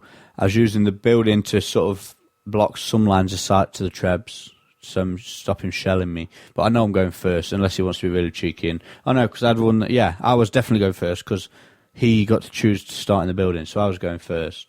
So my shades could sort of set up in the open. I didn't bother trying to shoot the Trebs straight away, because I thought there's no point. They're not going to do an awful lot. I want to stop his small errant knight unit running forward and just sitting on one flank and stopping all my shitty little units moving up there. So all my shooting went into them first turn, took them down, and then started sweeping around to deal with the peasants and the Trebs afterwards. AD... Was this the Curry Crescent of shooting doom? Yeah, it was a bit. Down my left flank of the building, AD chucked the big knight unit and left his Grail Knights sort of behind the building. And I ran my 2 Hydras up my right side of the building to get to the Grail Knights. He blocked both the Hydras off with a unit of pegs, and I took both Hydras into the peg unit to kill him, thinking I'll overrun into the Grails. Now, I don't know what AD had done, because I'd gone to the bar to get us a drink, but left him positioning the pegs. When I came back, I was like, I'll charge them both. He's like, oh, you never get in. I was like, I will, look. And I got a straight line out, drew a line. He's going to hit the Grails on the overrun. He's like, oh, I don't know what I've done there then. And it was in the flank. I was like, well, look, it's obvious. As soon as I came back, I could see it. So just, I'll go in the front. You know what I mean? Because if you knew you couldn't get out of the way of the charge, we'll do it in the front instead of the flank. And he's like, yeah, that's fine. So one Hydra went in the front of them and absolutely wrecked them. In the turn I'd charged the pegs, I'd Searing Doom as well and killed. I'd done a 1d6 Searing Doom and got 6. And then I'd done killed 6, and I think he'd failed all 6 wards, so he only had like 4 left. And his level, was a character in there? No, it was a BSB in there. So when the Hydra went in, killed the other 4 Grail Knights, that was the Grail Knights gone, the BSB gone. His level 4 then ran out of his unit, 2 inches away from my level 4, and cast Dwellers. Kills my level 4, fails his Throne of Irons test, and blows his level 4 up. Dead. So they were both dead, and he was raging a bit about that. And I was like, yeah, but dude, he's in front of 100 crossbow shots. She was gonna die, and he was like, yeah, I suppose it's just the way it went. You know what I mean? At least you don't have to roll the dice now. It's quite a good story, though. Yeah, it was. I says that's a good story. You were talking about forever. That bastard Curry when I blew my level 4 up. And it was just bloody. It was so brutal. I've got an avoidance on me. I shouldn't be getting into combat, but it was. It was just the Hydras were in fighting. My crossbowmen were running forward just so he'd charge him, thinking if he wants to restrain pursuit, he's got a test. And yeah, I wanted him to chase my crossbows down because, and he took it. He charged straight across the board into my crossbows and then tried to run them down. And I'm like, fine, that puts him a foot away from the building. Yeah, he can turn around and move back in one go, but it's still, what it let me do was get all my units in the way. And by about turn 4, I think AD only had his general left. And it was literally me throwing units in the way of his general, to keep him from charging the building. And we're just waiting for the building scenario to run out. And when it did end eventually, AD had got about 800 points off me. What turn did it end? See, I thought we'd gone to turn 9, so 3 extra turns. But thinking back, I think we rolled 3 times, so it starts at 4, doesn't it? Yeah. So it must have been turn 7. Yeah. Yeah, it ended on a 3+. Right. So we'd rolled a 6, a 5. No, we'd rolled 4 times, so it was turn 8. Okay. So it ended. I needed to roll a 3+ to end it, and we did, because we was having a roll off to see who rolled off to see. Oh dear. And we kept. It's worse than roll off to see who rolls off. 6, but you got a 6. 2, but I got a 2 as well. 5, I got a 5. Okay, 4. Yeah, I got a 4 as well. Look, just roll the dice. Oh, children. Yeah, it was. And AD just had his general left. It was a bit rough in the end. But big victory points win to me, so I was quite happy about that. I was quite chuffed going into the evening on 2 wins and a loss. It could so easily have been a win and 2 losses and be bottom tables. Yeah. So that's when I had my fish. Played some pool. Played some pool with Dan Elan, and then Martin Furnival and Luke, I think, came over. Yeah. And Bigsy. So yeah, had some pool. £1.20 for a game of pool. Ooh. I thought it was shocking. That is a bit rough, isn't it? Is it just me? Is it just... No, that's... Was it not 50p like last week? See, I thought pool? it was 50p, but that might have been like 10 years ago. Yeah. I do, yeah, it would have been about 10, 12 Yeah. years ago. Going into the pub and putting piles of 50p's on the side of the table. Yeah, it's a long time ago, that was. £1.20. I know, it is stupid as well, right? You've got a pocket full of pound coins, and then you've got to go and find some 20p's from somewhere. It's rubbish. Anyway, that was my pool, and I was crap. I was fucking crap. In fact, the first game against Dan, I potted the black, and he still had like 5 balls on the table. And then the second one, I was just rubbish. So, yeah, that was Saturday night pretty much, playing pool and you throwing your iPhone down the toilet. Yeah, I went out to family do and got drunk and threw my iPhone in the toilet. It's just as simple as that. Yeah, basically, I walked up to the toilet, about to have a wee, phone buzzers, I take it out of my pocket and drop it in the toilet. In one, there probably wasn't one beautiful motion, but it was, you know, like some drunken idiot falling around, dropping his phone. But yeah, it's straight in, plop, bubbles coming out of him, like, oh, fail. That's not good. So, you know when you go on the internet and say, I've dropped my phone on the internet, what do I drop my phone down the toilet, what do I do? iPhone water into Google, and there's like a bazillion people. And they all say what? They all say various different things. Don't press the buttons. Yeah, don't press the buttons. And what did you do? Yeah, well, yeah, I was drunk. It worked fine for a while. It kept saying it didn't recognise a device, which I thought that was a bit weird. Yep. Probably the water inside of it. But yeah, when I got home and, like I say, I was drunk, my missus, sensible one, sticks it in a bag of rice, sticks it in the airing cupboard, and then when I got up Sunday morning looking on the net, and there's all sorts of varying ways of drying your eye, including someone put it in their oven. Really? Yeah. Put it in the oven on a low heat with the door open. Apparently works similar sort of way as a dehumidifier. Nah, you might. It might sound daft, but I was doing that with my figures yesterday. In the oven? Yes, don't try this at home, kids. Yeah, it was so cold. Look how cold it is outside. So I was spraying them in the shed on a tray, then running in the house and sticking them in the oven. Because if you spray paint dries in this temperature, it dries all grey and horrible. Or you could just spray them and then bring them inside. It was so cold in the house. I think it had gone bad. So I was sticking them in the oven on a low heat on, dude. Yeah, well, I was sticking them in the oven on a low heat with the door open to warm up, and it did it nicely. Oh yeah, there was, like I say, there was no end of different people with different crazy ideas of how to dry your iPhone with varying degrees of success as well, which worried me. In a Tupperware pot with rice in the airing cupboard. Yeah, that's a good one. Well, I've done that. I've done it before when I've put the iPod Shuffle and my work clothes through the washing machine, stuck it in a cup of rice for a few days, and it's worked fine. I mean, it's fired back up. It's working okay. Good stuff. Warranty's void, but hey ho. Yep. Yeah. I discovered that as well about they've got a load of little water sensors in apparently. Yeah. So that Apple can go, no, it didn't just stop working, sir. You've dropped it in the water. Unlucky. Yeah, apparently there's some sort of legal thing about that because they're not sure if you're allowed to do it. Well, I don't know. I don't know. Anyway, that was Saturday at the Unseen Lurker GT, so we're going to have a quick break, and then when we come back, we're going to talk about the Sunday. Once upon a time, there was a guy named Oggy. Oggy loved nothing more than to go to a Warhammer tournament on a Saturday afternoon. He'd got his lovely army all ready to go, all purchased from the Og Games web store. And he'd even lined up his first 8th edition Warhammer event.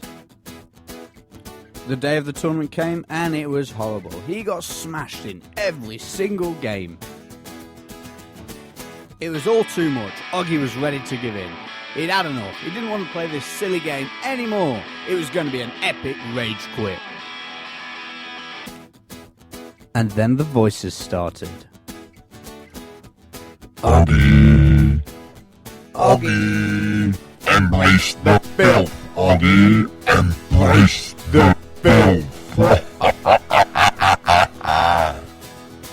It was like a switch had been flipped. Oggy was a new gamer.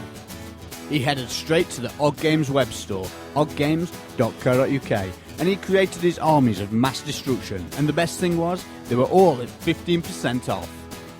So head on over to oggames.co.uk, where you can get anything you need from the Games Workshop universe at 15% off. They also have a huge range of products that can satisfy all your wargaming needs. That's oggames.co.uk.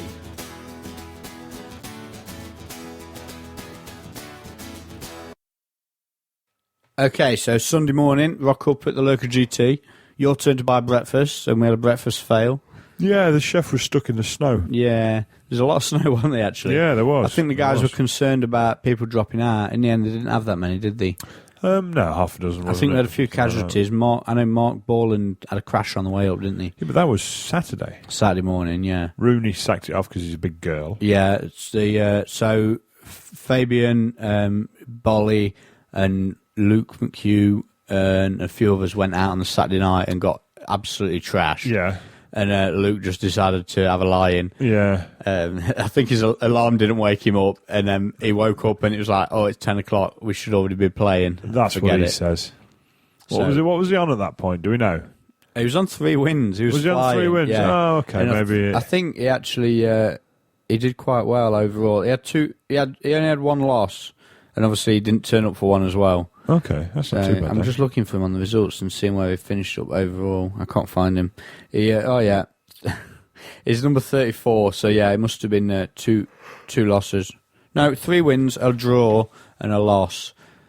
And the loss was the one he didn't turn up for. Is that right? Yeah, 10 points. No, 3 wins, a draw, and 2 losses. 3 wins, a draw, and 2 losses. So he had a bit of a fail. Yeah. Yeah, he can't have been doing that well then. No wonder he stayed in bed. Well, unless he was on 3 wins and did a Leeds. Yeah, he might have done, yeah. See, the way the results are presented, we can't find out if anyone did a Leeds, can we? No, because you 3 wins and 3 losses. Yeah. That chap you played did. Tom? No, the guy in the Warriors of Chaos, what was his name? Lee. Lee did, yeah. Yeah, 3 wins, he 3 did. Look at losses. that. And Oh, bless. all the way up and all the way down. I do like it when people do that. Okay, yeah, so Sunday morning, we rocks up and I was playing Michael Biggs. And we'd found this out on the Saturday night. Yeah. So I ever so nobly offered to give him a lift home on Saturday night. What, so he Pick could him have up some beer? Sunday morning. So he'd have a few drinks, yeah, and he did. Well, he wasn't as bad as he has been in the past. When he has a drink, he has a real drink. Yeah. Well, no, yeah. So playing Michael, a rerun of the Tuesday night. This time was Dawn Attack, and Michael got shafted by the scenario. See, funny you should say that. So I rolled mine up, and I did what I normally do. The thing is, with my army I've got, I can't really get hammered by the scenario. No, because you put half of it down afterwards. Well, yeah, exactly. 3 shades go down afterwards. Yeah.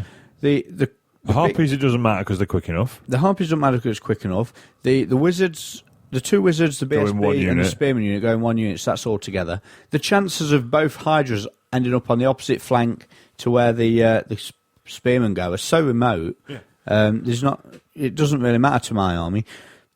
And Michael's army, again, it shouldn't really matter because the big blocks, they can hold their own and they can walk. The chances of you ending up with 2 on one side and 1 on the other is so remote, but that's what Are happened. they really remote, are they? Okay. He picked up his horror block with the Herald in and rolled a 1, so it's like, okay, right flank. Demonettes, left flank. Great. Puts them down. Okay, Bloodletters, right flank as well. And if the Bloodletters had rolled the middle, it'd have been fine. It wouldn't have mattered. Yeah. But they went off on the flank. Then all his chaff, 2 units of Furies. No, sorry, 2 units of Flamers, 2 single Fiends, all went in the middle. And by the time he got to the middle of the board, the Demonettes had gone down. Demonettes, I was going to hammer him. I'd got my Hydra into him. I was going to munch him. Then he got a fucking irresistible Mind Razor off from 36.25 inches while he'd been flame caged, so he couldn't move because the unit of it all took hits. And then it was just a quarter of an inch in, 35 3/4, quarter of an inch in without having to move. And he got this irresistible Mind Razor off and kills the Hydra. I'm like, damn you. And then the second Hydra ran over, breathed fire, crossbows and shades. And The usual jazz. Yeah, but losing that Hydra made it real close towards the end. Because obviously the horrors are coming in, magic missile and units off. Because all my units, they can't take a magic missile. You can kill them with normally you don't kill them all with 1 flickering fire, but you can. Yeah. And he did. He killed some. The Bloodletters managed to get a unit and run it down. And the Flame, you know what I mean? He got bits of points back, but in the end, it came down to if he'd got a last magic phase, a big one, he might have got it back to a draw, but because he had to kill 2 units. Yeah. As it was, he couldn't. He rolled 7 or something, and couldn't get the spells through. And that was that. So I got a decent sized win, which I was quite chuffed about. The fire magic again against demons. I mean, Michael was saying about it. Why don't I try fire? and I give it a go, and yeah, it was awesome. Was that not me? No, it wasn't on this you. very show. You were on about it on level 2s a while ago. Did I not say Fire Magic is really good, and then you followed that up by but not on level 4? No, I didn't think it would be on level 4. I didn't think you. I thought your level 4 would need your big power spells. What, like Flame Cage? I don't think it's not really a big. It only does D6 strength 4, and It I don't want to give them stops people secrets from away. moving. It doesn't. You just move through it. Against my army, you just move through it, and you get a front rank of bloodletters into combat, and they still win you the game. Yeah? Do you disagree? Everyone was scared of moving. It's the psychology of it. That's what it is. So I think they're scared of if they move and take off 2/3 of their unit, And then I shoot then them. your 100 shots a turn finishes them off. yeah, So yeah. But it did get a few people where I'm thinking, if they've got any sense, they'll just move through it, and they didn't. yeah, In fact, everyone. No one moved through it. fair enough. The only person who's moved through it against me was Paul Groves at Warlords GT, because he's like, I could raise the Grave God back, doesn't matter. Yeah, And there's 30 of them, you might kill 10. yeah, that's it. They got good armor save in the turns 4, and you can raise Yeah. them back. It's not the end of the world. No. So yeah, the fire magic was good. When I do my summary at the end, I'll talk about the fire magic, but yeah, I was quite impressed by that. So how did your Dawn attack go? I played Mr. Dan Heelan again. Okay, before you get into this, I need to talk about Dan. So I get home, I'm looking on the net to see if the results are on and whatnot, and on the general section, of, you know what I'm saying? On the Yeah, general I've seen section this. of the Warhammer chat on TWF, there is famous Warhammer players thread, so I'll have a look in there. And someone's You posted did? You thought you'd have it, did you? All right. I'll have a look in there. You Someone's thought it was your posted up- appreciation society or something? Shut at you. Someone had posted up saying, is there any famous Warhammer players? And I don't mean the likes of Jervis Johnson, Gav Thorpe, or Dan Elan. Oh, how I laughed. Were you a little bit upset that it didn't also say Ben Curry? Yeah, of course I was. But yeah, I Jesus. text Dad, I says, have you seen this? And he thought it was brilliant. And this guy just wanted to know if there's actually any famous people, like proper celebrities, that play Warhammer. Like, I know Robin Williams has been photos of him on the internet with his armies and his White Dwarfs, hasn't he? And there's a few others. There's a big thread about it. But yeah, it did make me chuckle. So that famous Dan. So how did you fare against famous Dan? Well, we discussed afterwards, if somebody was to walk up to the table and look how Dan's army had gone down and was then told to deploy my orcs as badly as they possibly could, that was pretty much what happened. Fail. Yeah. Started with the quick stuff, because I'm thinking, well, it goes on the flanks anyway. It's only there to die and get in the way. And if I do get stuck behind them, the units only lose 2 inches because, they vanguard forward first anyway. Yep. So they went down. Most of those got to choose where they could go. Brilliant. And then I started rolling for the big stuff, and it all went on the left and the right. The only things that were in the middle was a Rotlobber and a Doomdiver. Out of 13, 14 units. That's a bit of a shame. Yeah, and it was made worse by the fact that the random move stuff that can chase the skinks about was all the way on the far, because Dan's army was slightly off centre to my left, and all the random stuff was on my right. Yeah.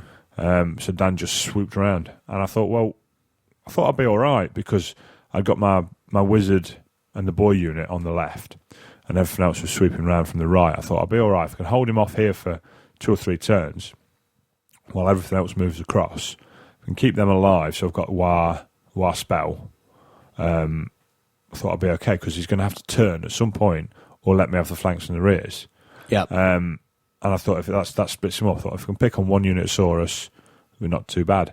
But in the end, it was I think a salamander on turn 3 killed one boy, and they panicked on an 8s with a reroll and ran. I think they ran 8 inches or something like that off the board. Yeah. And after that, it's like, well, Now I'm fucked. there's no point even pushing that lot because they're just all going to die. I just concentrated on dropping rocks on the slan to try and Just in case. try and fluke it, and it didn't happen. And Dan was up by 1,000 in the end. It's a bit rough. Yeah, it was. It was a bit of a non-game, really, which is a shame. But I'm sure Dan will go into epic detail on Heel and Hammer. Bless him. But no, it was Slash Johnson again. Yeah. There was not a lot I could do after the deployment went, and that's the first time I've had that.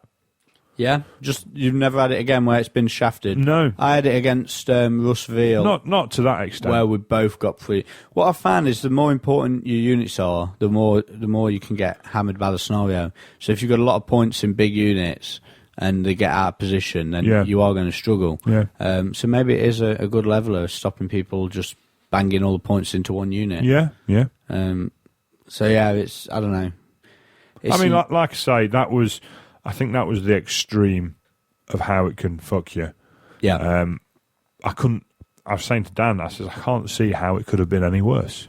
No. I mean, if it had been switched round the other way, so that it was the Black Orcs and the Night Goblins facing off against his army, I think I'd have been in a much better position. Yeah, I just think you'd have gone with just straight up fight against that sort of list, though. Be able to deploy where you wanted. Again, it's tricky because the lizards are really good, but then I can get rid of the skinks, which cause so much damage for so little reward. Even if you get them, you get no points off them. And then it's just down to, can you stop the magic phase so that when you are starting to fight, the first wave of Saurus, they're not toughness 8. Yeah. Do you know what I mean? So yeah, I don't think I'd be too. It'd be difficult, especially against someone of Dan's caliber.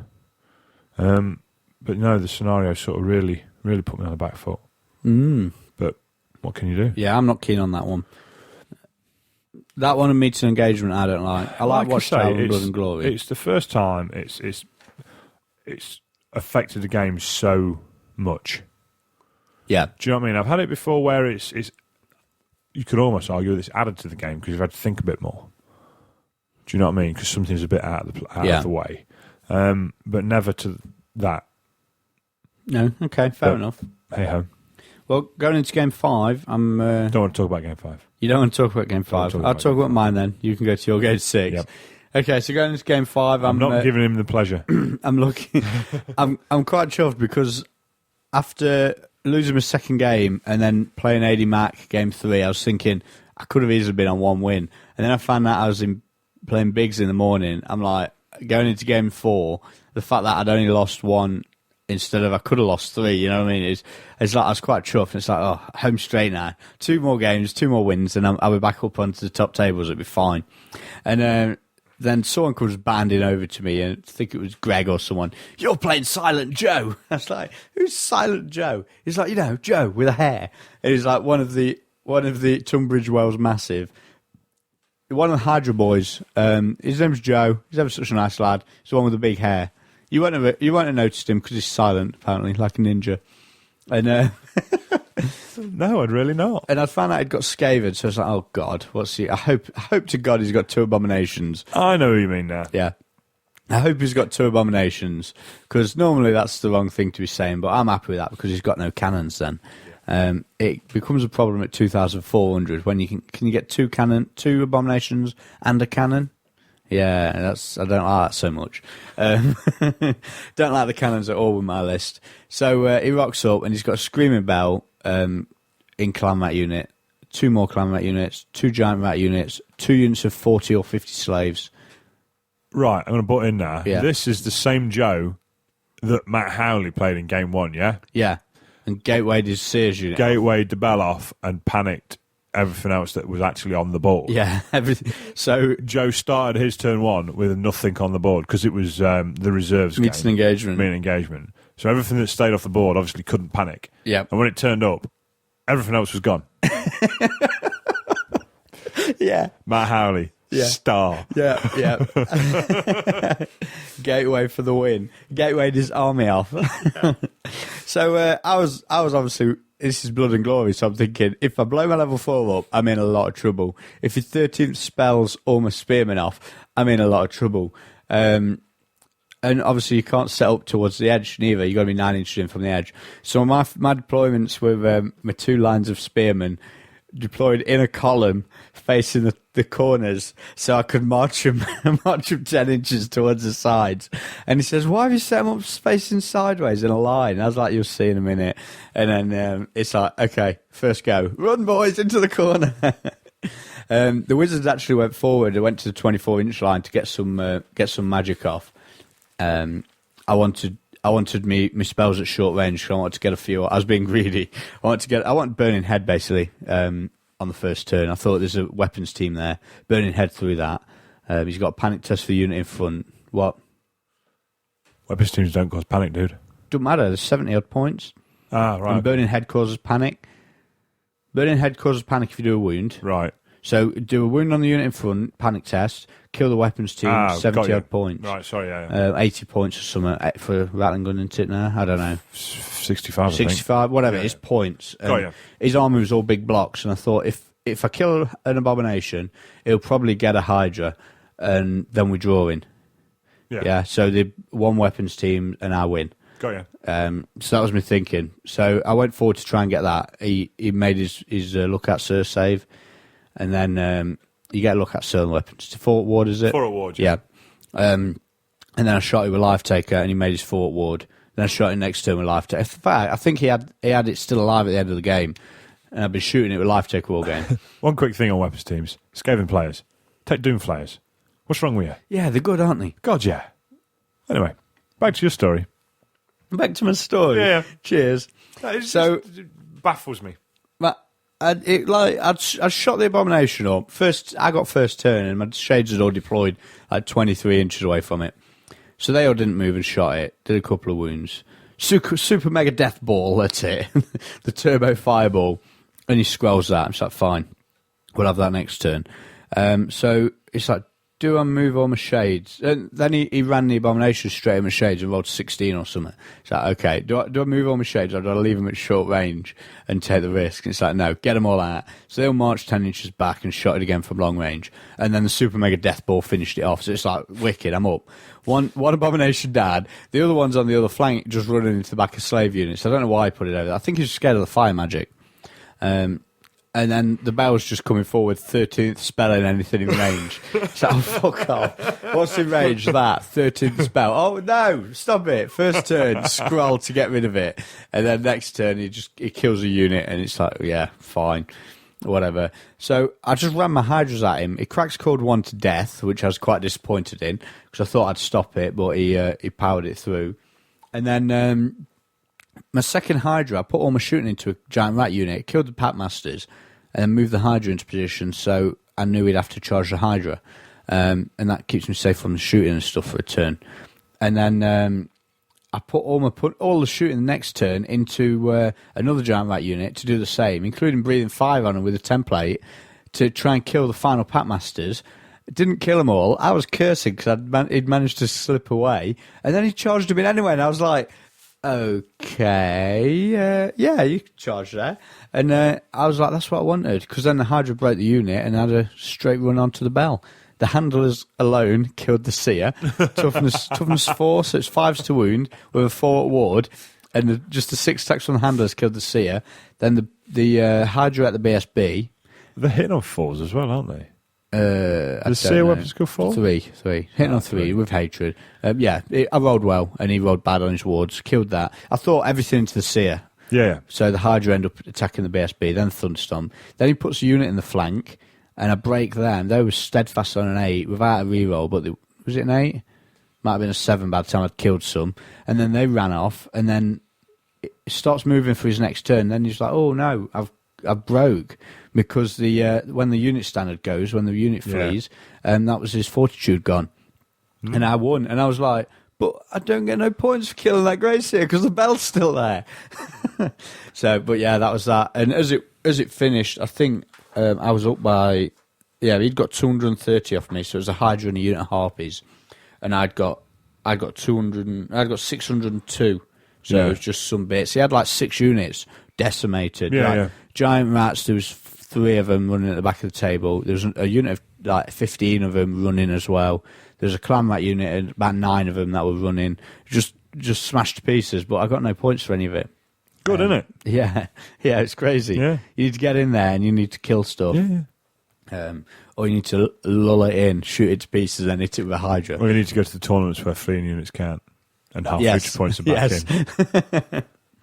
in. So yeah, that's another win. So I was like, well happy and playing for places basically in the last game. So do you want to talk about your game 5? No. Okay, why not? Abominations. bad. So if anyone wants to hear about Game 5, all you need to do is listen to last episode when Ben talked about his game against Adam Hall, where the Abominations ran forward and took his army off. Yeah, it's about the same thing. Just read this list out for us. Okay, first round of combat, the Abomination fought when it charged, killed 15 boys. Then it killed, next round, 14 Black Orcs and 5 boys. And then 5 more boys and 5 goblins. And then I stopped writing it down. That was turn 3 you stopped. Yeah. So it just absolutely rampaged you. It was on the crack. Yeah, not good. No. So how come you ended up playing Adam? Because I thought you could swap teammates. It was round 5. We were on table 27, 28, something like that. No, 25. And it was like, Bobo, Chaz, can we swap? Because you're next to each other. We were I think it was Adam's opponent, Adam, then me, then my opponent. Yeah. So it says, can we swap? It says if your opponents are fine with it, they were, so we swapped. Yeah. That was clever. Fancied playing each other. I says, what have you done that for? One of you's going to do rubbish. And you were like, oh, it's fine, we're going to do rubbish anyway. Yeah, that was the thing. It was, if it was any higher than that, we wouldn't have suggested it, but... Yeah, you're never going to get top 10. No, there's no chance of that. No. Flipping out, I think Adam won his... Yeah, 20th. Won his last game, it was 20th. He smashed you and then smashed another Skaven. Yeah, he absolutely smashed me. It was horrible. So I figured why not. Okay, so Game 6? Game 6 was a bit of a bounce around, really. I was supposed to be playing Emir, who, after about 10 minutes of the round, because the round seemed to start without anyone knowing, almost. There was no real announcement, was there? Because he was right at the bottom and you couldn't hear the stage. Yeah, that might have been it, yeah. And I was sort of sat there going, where's Emir? And I collared one of his teammates. I says, where's Emir gone? He says, he's gone home because of the snow. I think he live in Cumbria. Yeah. Or something like that. So he'd gone because of the snow. So I went up to the stage. I'm like, oh, yeah, apparently Emir's gone home, and they did a bit of checking. Yeah, he had. And then the guy who I actually ended up playing was supposed to be playing AD Mac, who'd also gone. I think, he'd not come back on the Sunday. That's right. So that the spare player had stepped in. He'd already been up to the stage and said, my opponent's not here. So they'd given him the spare player. They were like just about starting to deploy. They'd got spells written out and everything. It's like, actually, spare player, out you go, Ben, in you go. So I ended up playing Tom Loyne with vampires on table something. Million. We rolled the dice for table sides, and I won. I'm like, I'm staying here. He says, why is that? Without even breaking stride. I know. He says, why is that? He says, 40K because behind you, you're playing 40k. So I stayed where I was. In fairness, I did get moved down a row because that was where he was. Yeah. I should have been higher. Oh, okay. And you'll cling to that. Yeah, I cling to that. Yeah. And so Tom's a listener. Hello, Tom. What did he have? 20 vampires. Double Master of the Black Arts. Double Master of Black Arts is awesome. Whatever the internet says, they're talking bollocks. I think they've figured out. I think the internet's figured out that it's good by now. Good. He had a Vargulf, he had 5 Wraiths and a Banshee, 20 Ghouls, 2 times 20 Zombies, 15 Spears, 22 Graveguard. And it was just ended up as a big slog in the middle, to be honest with you. Forgot that the Giant could Thunderstomp again. Beautiful. Good at that. I need to paint that on his back. Yeah, big tattoo. Thunderstomp. Remember, you idiot. Giant went down to the Graveguard, who then 8th edition and moving quickly. The Graveguard moved forward, magically charged, fought the round of combat. The Giant died in my turn, so they combat reformed, moved, and magically charged again. Just covered the whole table. They went about 3 foot. Yeah. In like at the space of a turn. Fought against some Black Orcs and then overran into the side of the boys and fought again. Do you know what I mean? They had a really exciting game. Sounds like he smashed you. Well, to be honest, it was going really badly. I couldn't stop the Van Hels with the Master. Yeah. Do you know what I mean? He's starting on 5 dice at least to my 1 if he rolls double 1 on it. Even with all my magical defense shenanigans, it doesn't help. So he got them in with magical movement. I just couldn't stop it. But he did make a small mistake. He put a unit of zombies in the flank of the boys were fighting zombies to the front. He charged zombies in the flank, and then the wraiths and Graveguard overran into the side. Wow. Yeah. So they're on 4 sides. Oh yeah, no, all three sides. 3 sides.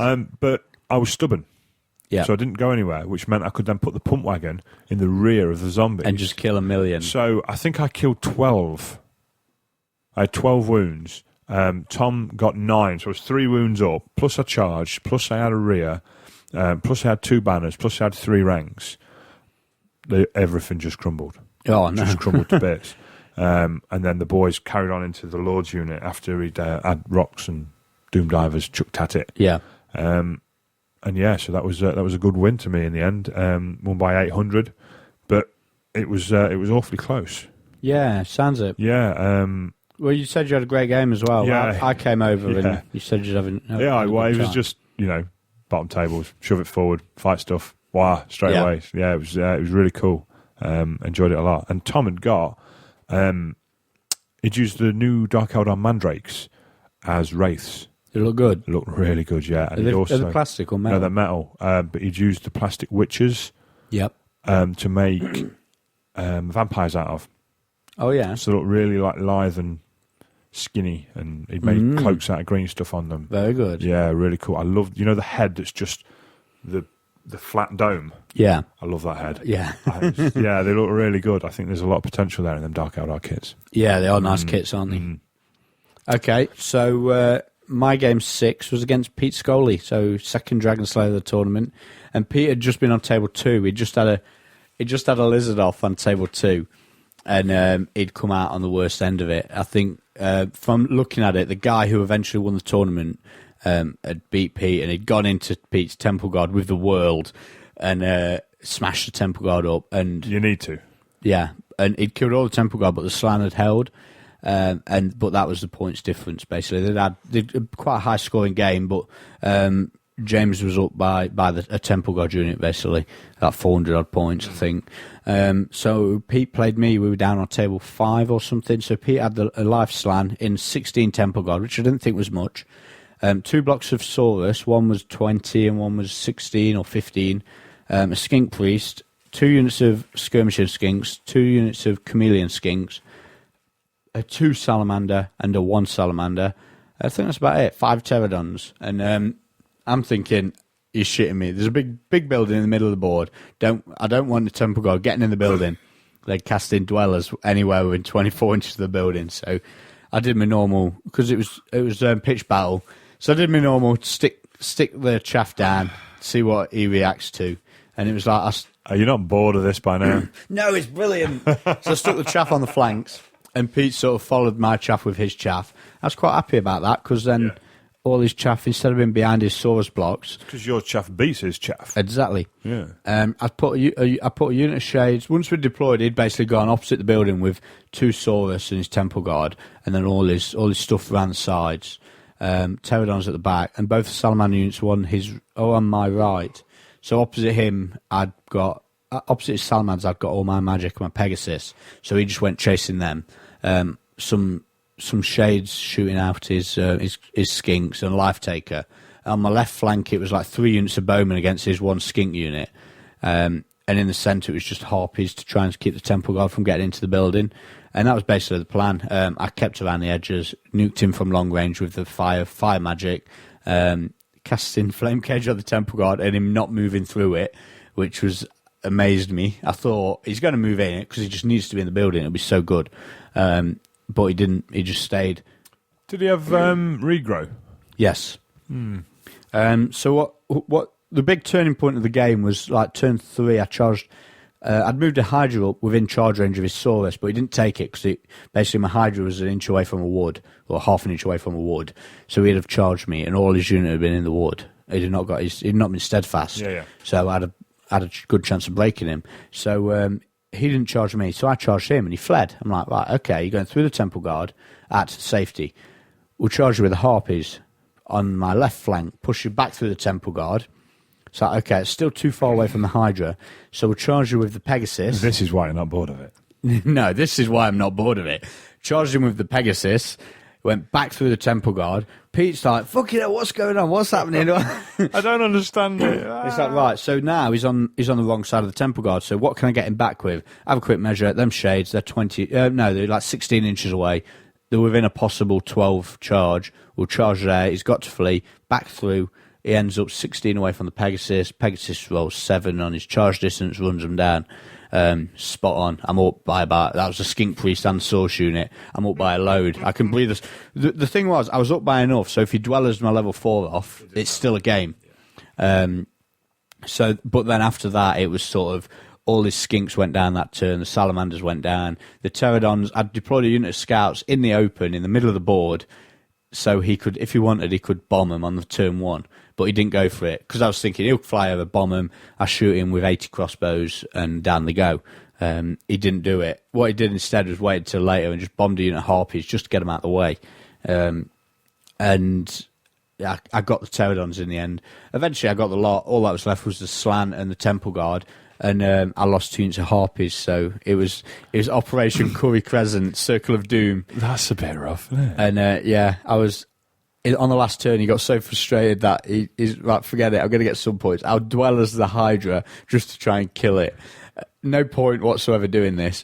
Blows his Slant up, and he's got no throne in play, so he blows his Slant up, rolls a 4, Dimensional Cascade, templates all the Temple Guard, and leaves like 3 alive, and passes his Slants 4 up. Otherwise, it would have been a big, big win. As it was, I gave away 110 points. And I took everything, 1,304, which is everything except the Slant and the Temple Guard. So how many points would that have been? It was enough to put me into 3rd, I think. You needed maybe not. No. You needed 1,700. No, 3rd place. Yeah, no, it'd put me into 4th. I'd have leaped Dan Elan. Yeah. So as you can gather from that, I ended up 5th place, which I was quite happy with. Yep. You ended up 10 times worse than that. 50th. 50th. You're 10 times more rubbish. 3 wins, 3 losses. Yeah, not that good. Just not in the right order, though, for Leeds. So the top places, it was actually good to see someone new there, wasn't it? Yeah, James Knight with Lizardman took 1st. Fabian Quinn with Skaven 2nd. Mike Furnival with Demons 3rd. And then Dan 4th. Dan, you, Jack Honeysett, Nick Pett with Lizards, Nick Pym with Demons, Keith Wilkinson with the latest internet hotness, Adam Turner in 9th with VCs, Jack Armstrong in 10th with Demons. Yeah, so the top lineup was like Demons, Dark Elves, Vampires, Lizards, Vampires, Lizards, Demons. Lizards, Skaven, Demons, Lizards, Dark Elves, Lizards, Demons, Vampires, Demons. Now, I said to you, didn't I, if you bump out Fabian from 2nd, and stick Gary Desnov into 10th with Dark Elves, it's very much like it was in 7th. Yeah. Lost Dark Elves, lost Demons, lost Vampires. Now, is that because the people who were doing well and playing a lot at the top end were all using the hardest armies like you do, and now they haven't really changed the lists Possibly. yet? They've not painted a new army. Yeah, there's been no books yet. No one's had any reason to buy a new army book. No, that's true. Or is it because they are generally the better armies? I think they are still very good armies. Yep. And, still being pushed forward by good players. Yeah. Simple as that, I think. So we're going to have another short break, and then when we come back, we'll wrap up the tournament. We've got a few comments I want to make and a few things to talk about, and we'll wrap up the show as well, I think. Unseen Lurker is a new, exciting gaming magazine covering gaming, tactics, hobby, modelling, reviews, interviews, and even the occasional zebra. Each issue has a quarter of the magazine available for download, so you can try before you buy. It's the first independent global magazine encompassing articles from generals and hobbyists all over the world. Every issue of Unseen Lurker, that's Lurker with an E, is packed with giveaways such as custom dice, t-shirts, as well as the Game of the Month as reviewed by our Unseen Lurker test dummies. For more information, check out unseenlurker.com. Okay, so tournament's done and dusted. What did you think overall as the event? I was impressed. I had a good time. I had 6 good games. The food was great, as we've mentioned, which isn't always the case at GW. You're at GW, yep, which it's a fantastic place to go and play. I had no issues with organisation or anything like that. The rounds started on time, they ended on time, the results were up, the round draws were up. Everything ran, like clockwork, really.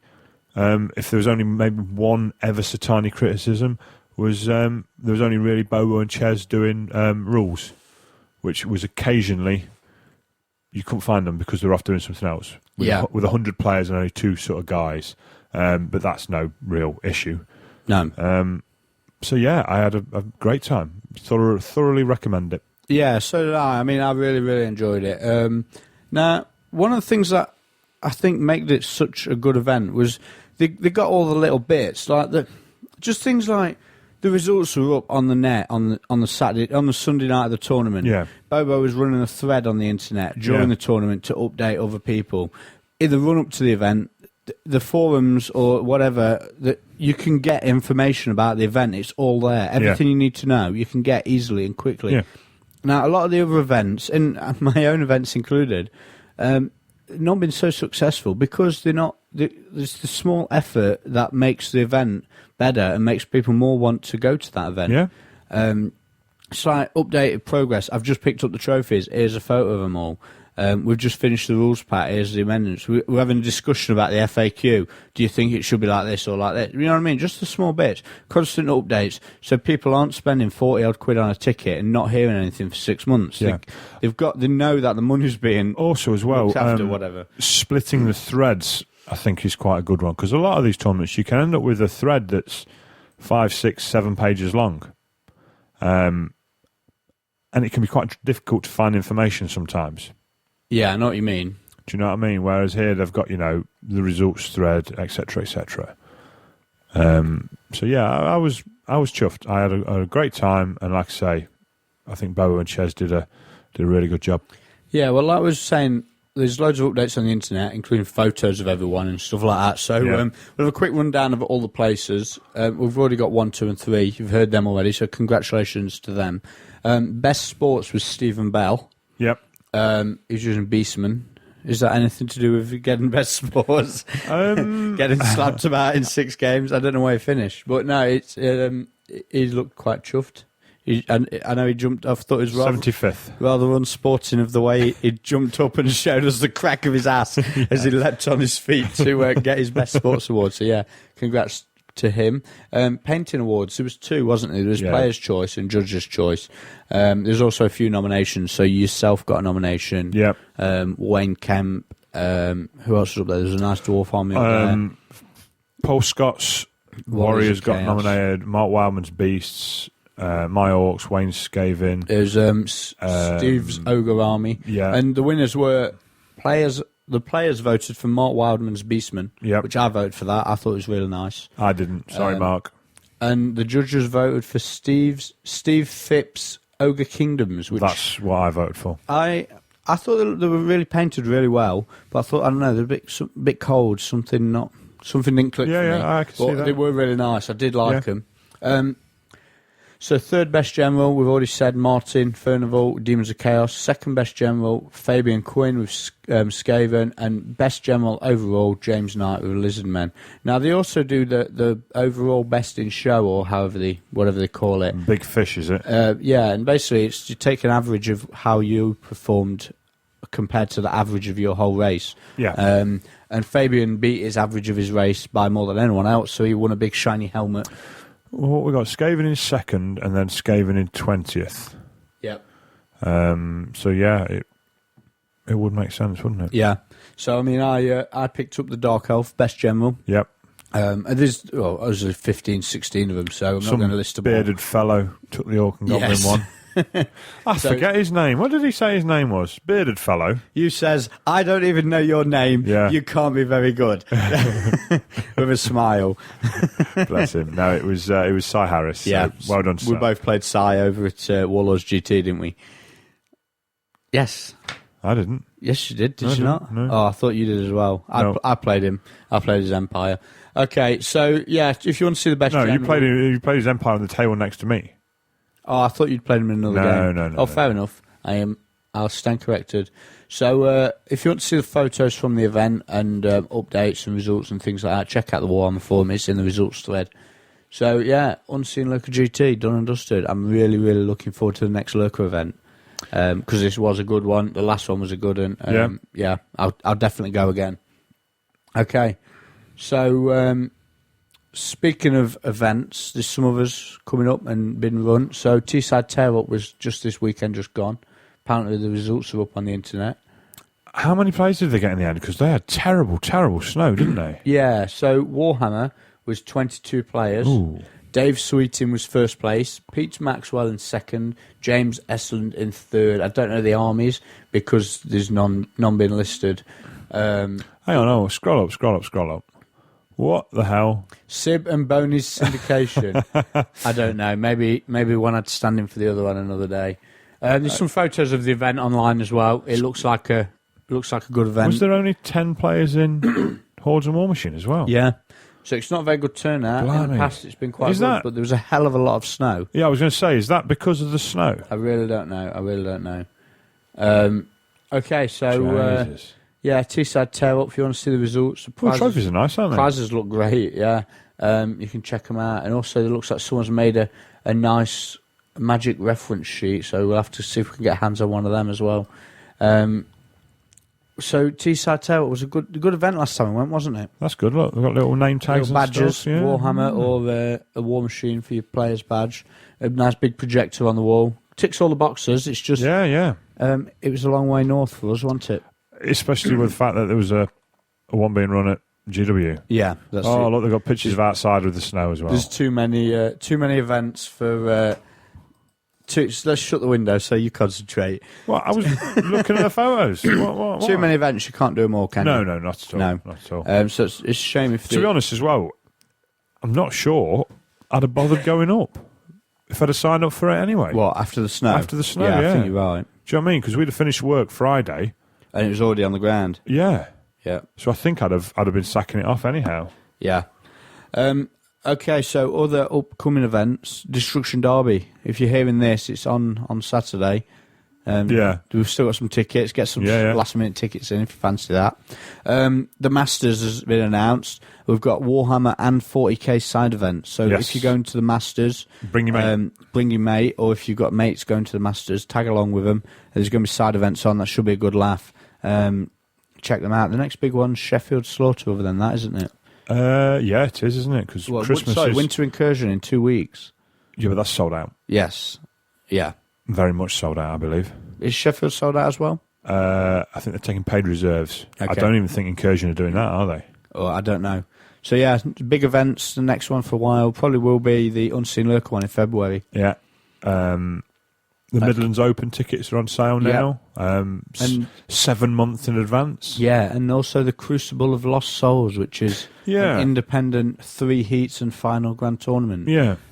Which clashes with the Midlands Open and also clashes with the Mansfield Mall. Yeah. The final for the clashes with them final all, will. doesn't it? So obviously, like we've said already, there's only so many events you can put on in a year. People have to pick and choose. So we'll see what happens with that one. Okay, so I think that's about it for the show, the tournament coverage. One thing I did want to talk about before we get off is you mentioned the Dawn Assault and how you got shafted. Yeah. And you said you put all your skirmish, your fast stuff down first because you thought it doesn't matter where it goes. No, I put the fast cavalry, 3-inch fast cavalry yeah. down, purely for the fact that it doesn't really matter where it goes. Okay, now Do you know what I mean? If I roll either of the flanks, it goes right on the side because Yeah. that's kind of where I want it anyway. If I roll in the sort of centre, it tends to go sideways on, yeah, but on the 18-inch line, so that then when it vanguards out, I could put a unit either side of it if I do get stuck, vanguard it out, and then you're fine to move. yeah. Do you know what I mean? Okay, It was just then that they happened to roll like choose, yeah. so that's where they went, and then everything else went blip. I still think you'd been better off putting your big blocks with your characters in first, and then you know where they are to put your fast cavern stuff afterwards because you can react to your previous deployments. Well, what? I mean, the fast stuff goes down, and then the blocks roll one over there, Yeah, and then if you roll another one, it goes next to it. If you roll middle, it can go next to it, Yep. straddling the two zones. If you go choose, it can do the same. yep. If you roll 2 and it's on the other flank, you're buggered anyway. Yeah, but if you'd put your blocks down first and your blocks had gone 2 on one flank, Yeah. 1 on the other, you can then choose where your fast cav once you've rolled, or if you get to choose, where they go to sort of support your units that were already down. I know what you mean, and I still... I don't know what to say. I know what I mean. I know what I'm thinking. Okay, fair enough. Like I say, they can normally, it doesn't matter where they can go, Yeah. because they can bugger off out of the way. It was purely the 3 rows of the 3 blocks, them going on the extreme edges. That was the biggest problem. Yeah. Everything else is, like I say, with the fast cavalry and the free vanguard move, they can go anywhere and then get out of the way. Like I say, a lot of times I put them sideways on. Yeah. Just to fit in the hole, so that then when they are vanguarded out the road, the line's still the same. Yeah. Fair enough. But yeah, I know what you mean. Okay. I'd have gone for the blocks first all the time on that, Yeah. I think. And then, because if you fast cav really can go anywhere, it don't matter if you're doing first or last. But if something does happen bad with your blocks, at least then you can sort of do something with your fast cav to try and either redirect people away from you or One of the big whatever. things was with the 2 units fast cav that were opposite all the skinks. All of Dan's skinks were on opposite that corner. Yeah. Do you know what I mean? So they just moved forward and And obliterated them. Yeah. Okay, fair enough. Right, I think that wraps up the show. Anything else you want to add before we disappear? Anything we've forgotten about? I'll tell you what we have got to add. Last episode, we had a lot of feedback, so thanks to all the guys that emailed in.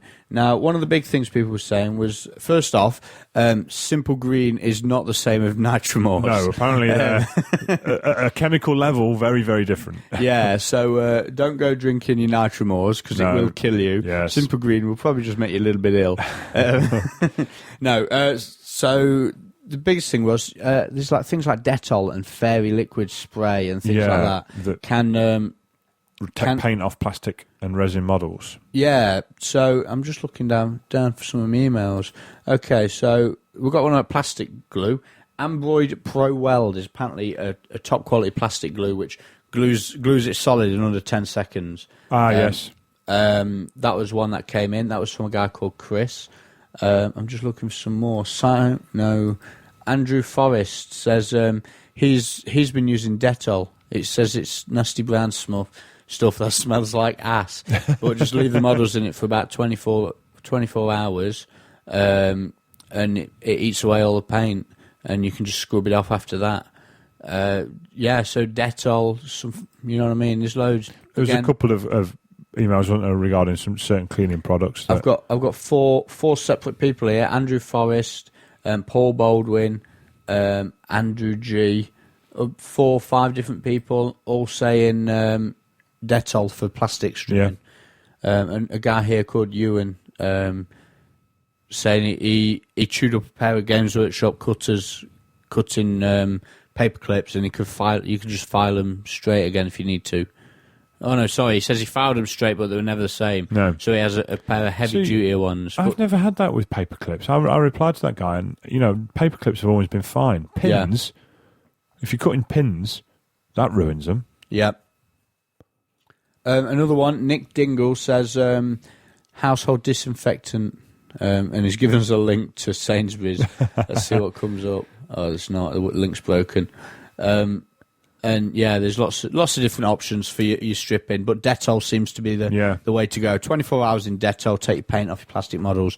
I'll have to give that a try. Yeah. Funnily enough, after we'd done the episode last week, I stripped a load of metal models with Nitromors, and it is the nuts for taking your paint off. Just don't get it on out. Oh no, take your skin off as well. Burns holes in your skin. Make sure you got some good gloves. Okay, I think that about wraps up episode 51. Yep.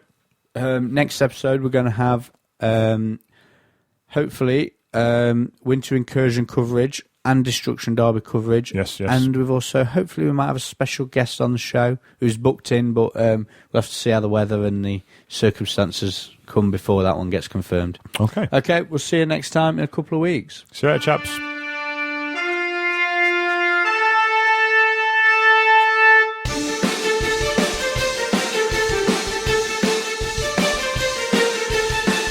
The preceding podcast was brought to you by Ben and Ben Productions.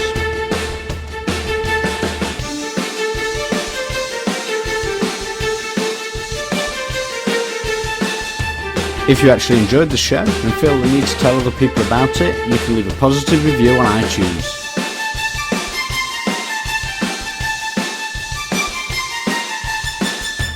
You can contact both your hosts at thebens@baddice.co.uk, or you can contact us individually on Ben Curry at baddice.co.uk or Ben Johnson at baddice.co.uk. So thanks for listening, and we'll see you on the next episode of the Bad Dice Podcast.